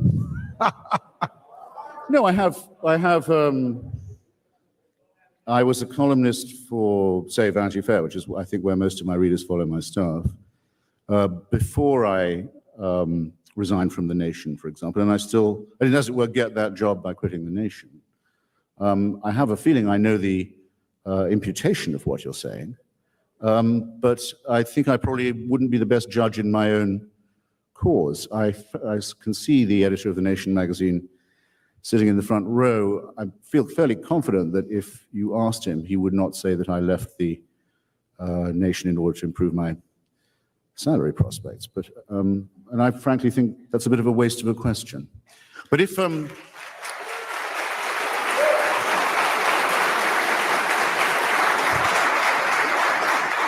plainly, if the impression I give is of someone who is a mercenary and actually bad at handling money as that, it's an impression I wouldn't be able to correct by denying it.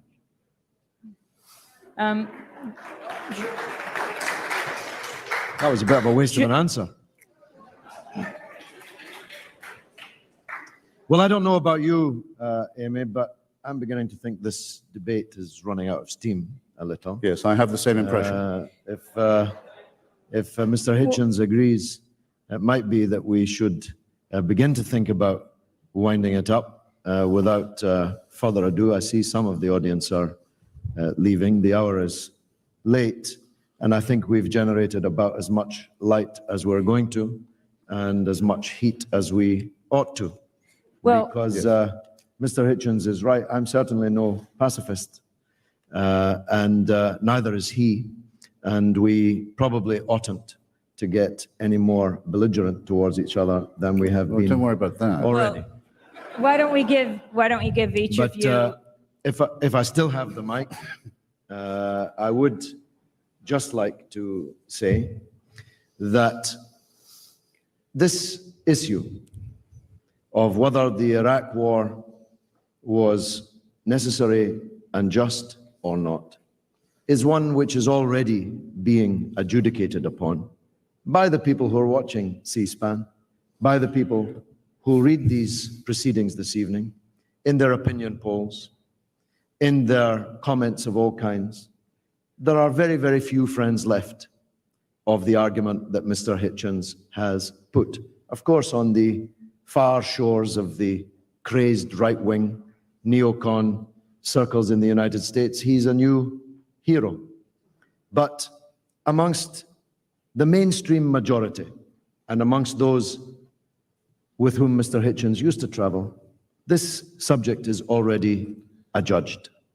You see, the Elysian fields that he seeks to conjure up in his depiction of Iraq today simply don't bear any resemblance to the situation we all see on our television screens and read about in our newspapers every day. The situation's not getting better in Iraq. It's getting worse. Religious fundamentalism, to which he is so opposed, has been put in power in Iraq by the invasion of Bush and Blair. The Grand Ayatollah Ali al-Sistani, of whom Mr. Hitchens, now it's very bizarre, a Trotskyist friend of the Grand Ayatollah Ali al-Sistani, that he speaks so approvingly of now, is the ruling power in Iraq, and believe me, he is an Islamic fundamentalist. Believe me, he wants to ensure that the people who live under his purview follow every dot and comma of the Islamic fundamentalist agenda. And I warn you to be careful of what you wish for. Because if either the United States or its friend Israel attacks Iran in the next period over the issue of nuclear power, Iran will answer in Iraq. And they will answer, above all, in the south of Iraq, where the Grand Ayatollah Ali al-Sistani is top dog, thanks to your friends Bush and Blair. Extremism has not been dampened down by this war. It has been fantastically enhanced.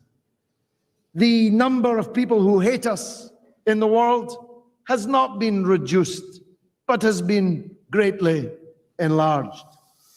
The confidence of people in their own governments and their own political systems in the belligerent countries has not been enhanced. It has been substantially undermined. The ability of the international legal and political system to operate as a means of resolving disputes has not been enhanced by this affair, but has been fatally undermined by it. This is a disaster, this war on Iraq.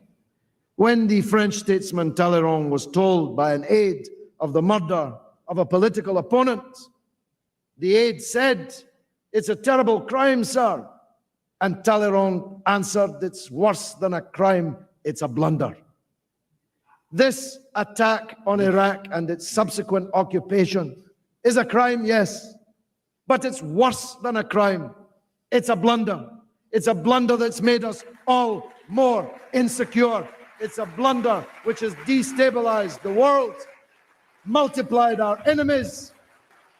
It has few friends left, and you will regard yourselves as having been privileged in years to come that you were able to witness the ridiculous spectacle of this popinjay who continues to support it.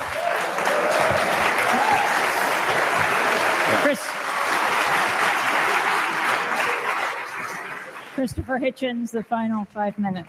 Well, I do share Mr. Galloway's feeling that our debate or our exchange may have passed the point of being pointful. I can't object to being called a popinjay, since the principal definition is that of a target for archery and shot, No, it's not what which I dare say I've brought upon myself and certainly feel I've well earned in Mr. Galloway's case. I'll just have to say, since even from the chair there was a question, as it were, about my motive in this, then I think I can describe it fairly simply. And it was rather fairly put, in fact, by my great antagonist, Harold Meyerson, the editor of the American Prospect, in a recent article. He said Mr. Hitchens' motivation for being involved in this appears to be his old friendship and solidarity with the secular Iraqi Kurdish left forces. I thought, well, that's nice, because just for once someone has got right how it was that I made some new friends. Didn't lose the old ones unless they wanted to desert me. But I will tell you that some of the admirers on the MoveOn.org world that I may have lost are well worth it in exchange for the comrades I have made. And once Mr. Galloway may have enough in his memory as a socialist, the name that he's begun to disgrace so gravely, so horribly, to remember that if you take a position of solidarity with your comrades, you take it win or lose, up or down. You don't say, well, I'm sorry, comrades, brothers and sisters, I'm going to have to desert you now, because they might say, well, why is that? And I might say, have to tell them, well, because Michael Moore says so, or because Cindy says so, or because someone's offered me some oil for food money to do so, and I'm not going to do it.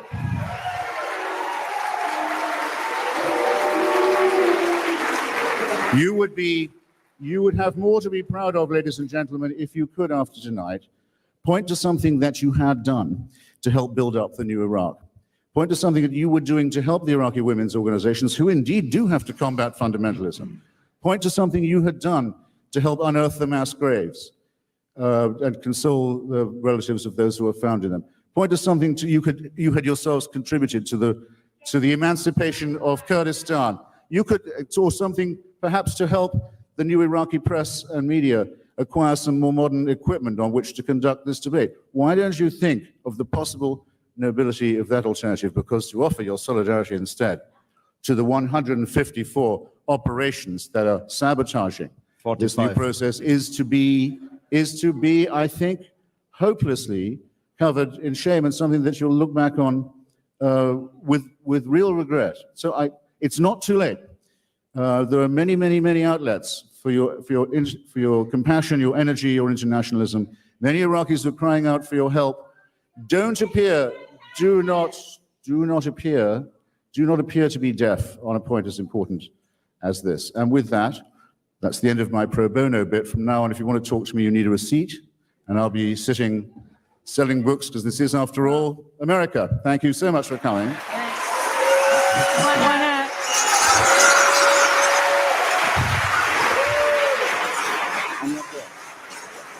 Thank you very much for coming out tonight.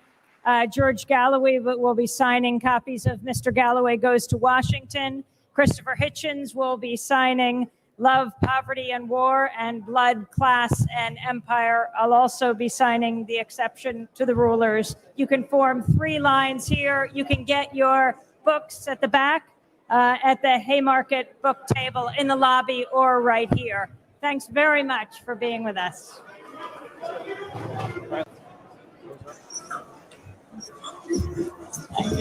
All right. Did we? can I think we get did the, exactly. George Galloway's. video.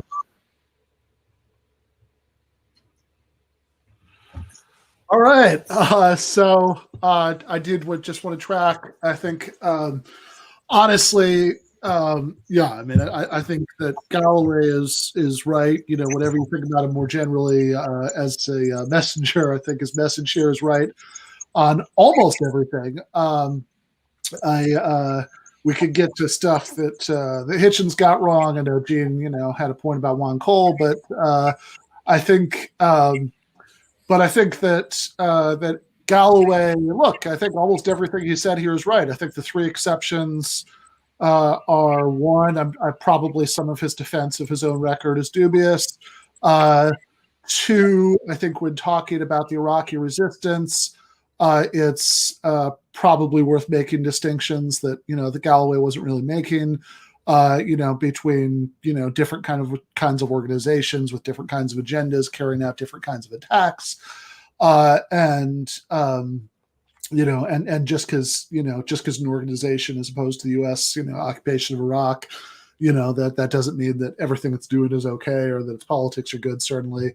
Although obviously he's right about the more general point about the, about self-determination and again, how most people are going to react to having other people come in, and cause a lot of bloodshed and try to run their country for them. So that part is totally fair. And then the third thing I really have to say, that I think that Galloway, got wrong was. When he said, perhaps it's the whiskey. So I think that's just wrong. Boo shaming. Yeah, whatever you think about whiskey, it's not the case. I'm pretty sure that there are plenty of Irish revolutionaries, shot by the British Empire and union organizers in Montana who like whiskey every bit as much as Christopher Hitchens did. So I think this implication that the bottles of Johnny Walker Black that Hitchens drank should have come with, the warning label, may cause bad foreign policy positions is probably a bit much. Whatever went wrong with Hitchens with regard to his position on the wars, that's certainly not it. Well, like Alexander Cockburn said, it's not as much, I think, about the whiskey as it is the company he kept when he was drinking the whiskey. And the parties that he was suddenly let into.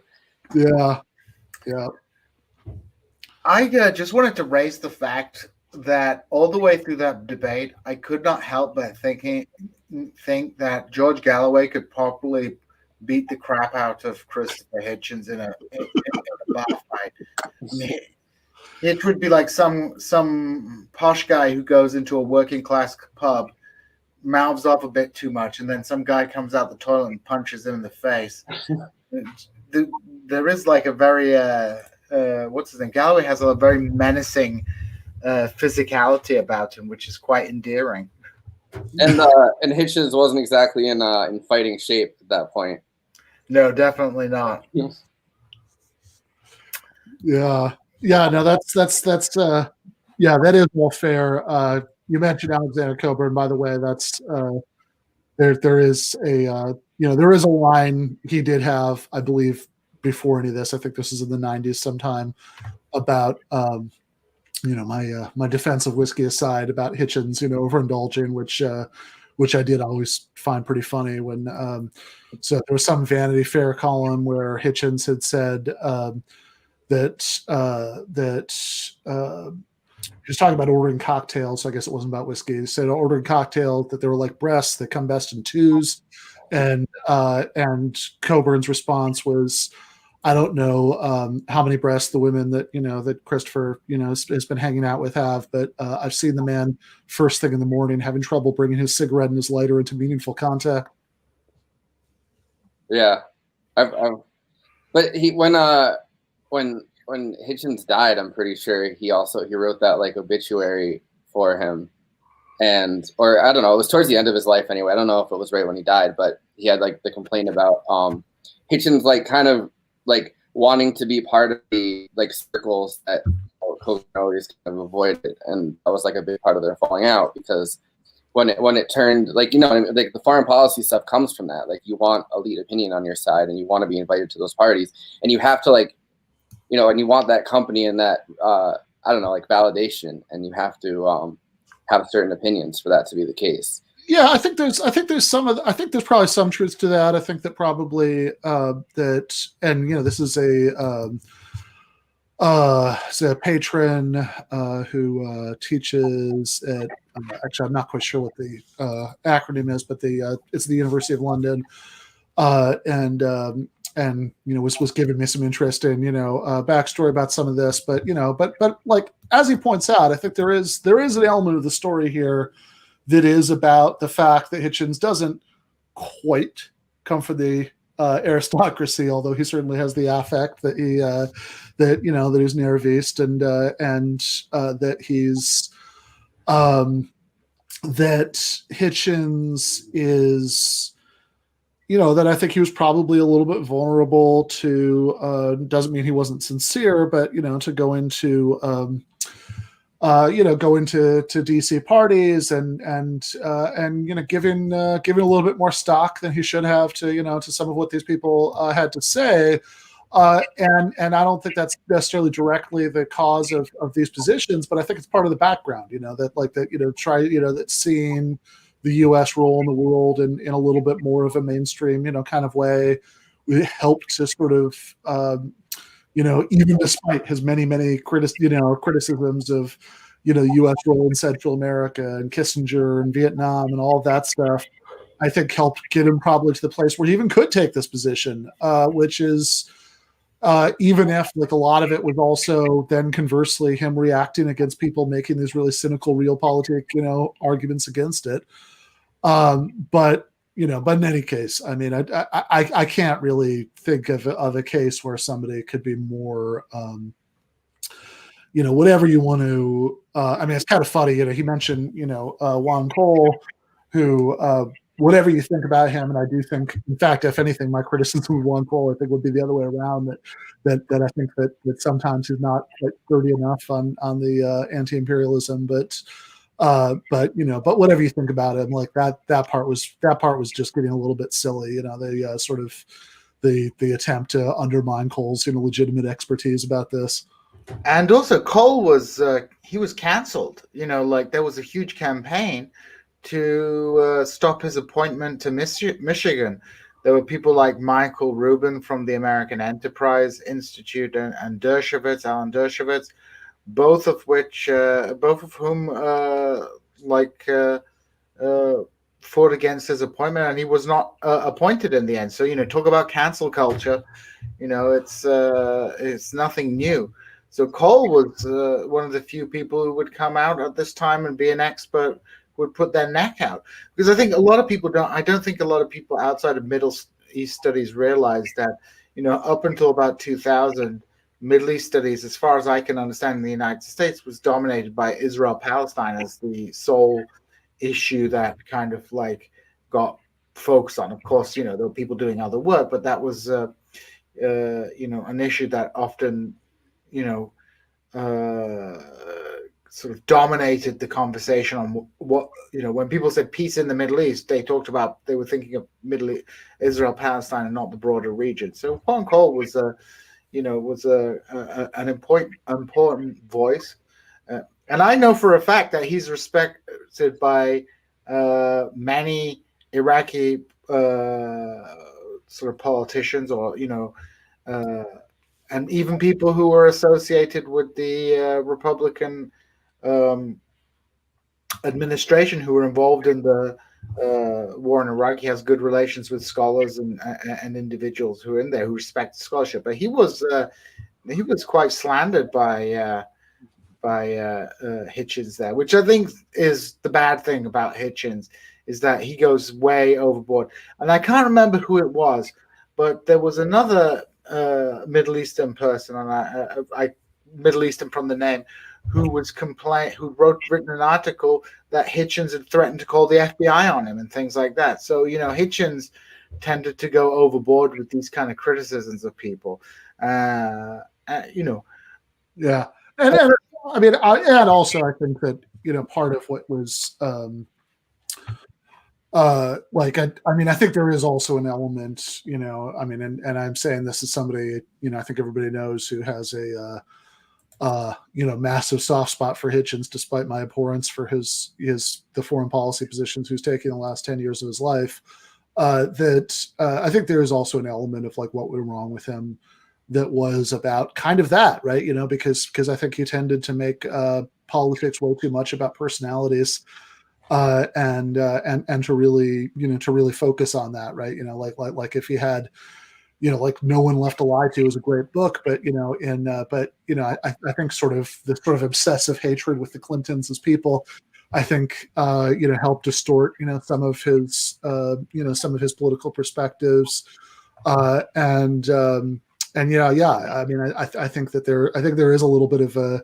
And even like the Kissinger stuff, obviously Kissinger is a despicable war criminal, who should be, spending whatever remaining time he has, in a jail cell. But I think even there, I wonder if like the focus on Kissinger as an individual, I think detracts attention and helped him sort of miss some of the larger point about institutions that let him talk himself in those last 10 years into this like really distorted idea about what America's role was in the world. Yes, I think definitely he I think there's this over personalization, and I think that just makes good copy as well. When you're like, the best things that people write are when you can both like in a humorous manner kind of trash them as an individual and make a broader point about why they're terrible. I mean, what comes to mind is Matt Taibbi's takedown of Friedman, which is, it's kind of like in certain ways cheap, but also, fully deserved. But 2 points that I'd like to make, though, is number one, I think Galloway made this really important point about how his journey towards defending the Bush foreign policy ended up with him moving towards soft pedaling the domestic policy of the Bushes, which I think was an important important observation, because of course once you're in these circles and you're talking to them about how you agree with their foreign policy, it becomes socially more difficult, I suppose, to be trashing them on the domestic policy because you know them personally. And and this is just a side point, is that Hitchens himself said that his connection to the Kurdish left was part of the reason that changed. And I think that trip to Kurdistan in 1991 might be a critical turning point for him in his kind of approach with the Cold War over and seeing this, the terrible humanitarian situation on the ground, which set the stage for his shift over the course of the 90s.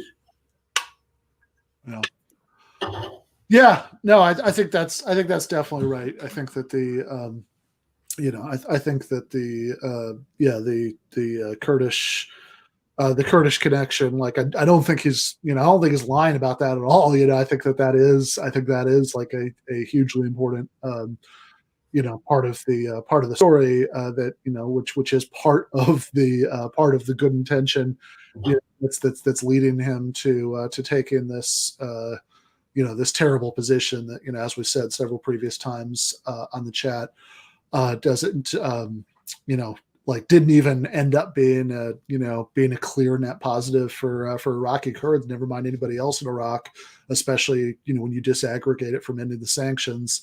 But look, it's getting close to 9. I do want to wrap up. This was really good. I'm glad we watched this one. I think this might be the most fun debate that we watched in some ways. It's I mean, obviously, like Chomsky, Foucault, is good in a different way, but this was, but I really enjoyed watching this. Do want to just plug a few things coming up. So in this series next Sunday, I'm going to be watching Slavoj Žižek versus Graham Harmon with Conrad Hamilton and Russ Briglia. Which should be good. Very different kind of thing, but it should be good. And then on Wednesday for the Wednesday movie live stream, which ended up having to get removed last week because of the world burning down. Or literally 2 minutes before we went on, might I add, like we decided to switch it up. Yeah. I mean, I was starting to see stuff coming in. I was like, okay, should we talk about this for a few minutes and then do the movie? And yeah, okay. Then it was like, all right, we're clearly not doing this today. That would be ridiculous. But we should be back at the regular time this Wednesday. So we're going to be talking about Raging Bull, tuning the Scorsese series, and of course for the regular show tomorrow, I am going to be talking to Thaddeus Russell, and I don't know if you even quite call what's going to happen there, a debate, but I'll interview him a bit, and we'll have some friendly disagreement, about socialism, and going to be interviewing the great Anna Kasparian. She's going to be the other live guest.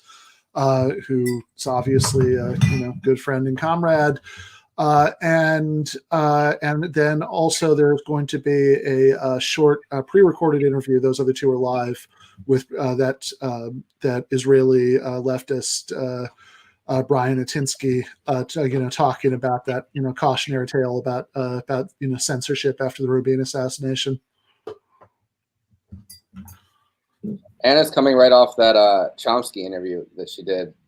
I think they pre-recorded it, but I don't know. I watched that last night. It was pretty good. I don't know how people have focused interviews with Chomsky without getting like on a tangent in 50 different places. I feel like I have so many questions for him.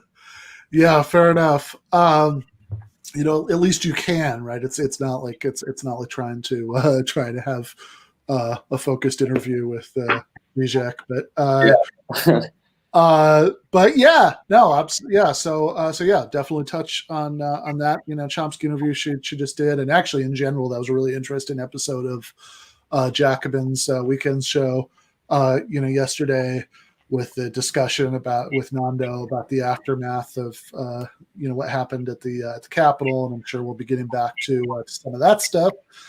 And then of course there are the bonus episodes, which are there's the one that was already out with Gene, the Beginner's Guide to the Kurdish Liberation Struggle, and then the one that is coming up that was just recorded today, will be out on Thursday, which is the conversation with Dasha from Red Scare about the deplatforming that happened there as part of the current wave of tech censorship, and bigger issues about free speech, and then also just generally some of her ambivalence about the left, and kind of trying to talk through, what we agree on, what we disagree on, what we're exasperated by about, what's going on right now in the contemporary left scene. So that is good stuff. Forrest, how does everybody access those all that good content? All right, so you access it by becoming a patron. I'm going to bring up the Patreon page right now. For $5, you get the bonus episodes. You get, occasionally writing that you've been doing. You get the Sopranos bonus episodes that, air once a month. And we're definitely working on, other stuff that's going to be coming up there soon. So, for $5 a month, it's a pretty good deal. Yeah. So yeah. Then and you also get the Discord, which is just like a discussion forum, community, and the Discord office hours, occasional group voice chats, which has been a lot of fun. No apologies for for the hustle. Be a Galloway, and not a late Hitchens. As far as that goes, although Hitchens had a little unapologetic hustle there at the end. I don't, but I don't hold that. They all have Patreon, isn't it? They don't have Patreon. They actually physically have to go and sell you a book. Yeah. Sit down at the book table, and that's the way to do it, right? Hey, just own it. Get the got to get that receipt, at the book table. I actually, but whatever. I mean, that's something I was. I think that Michael was so good at at striking that balance, being sort of joyfully unapologetic about the business aspect of this. Well, next DSA Congress, you should take a sack of canceling the comedians while the world burns on your back, and sell them to people in the foyer. Yeah, absolutely.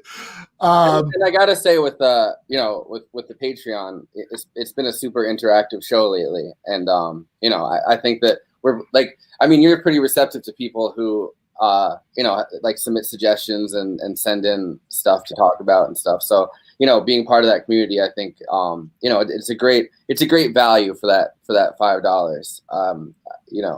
Yeah, that would get. I mean, come on, they were selling milkshakes for $5 in 1994.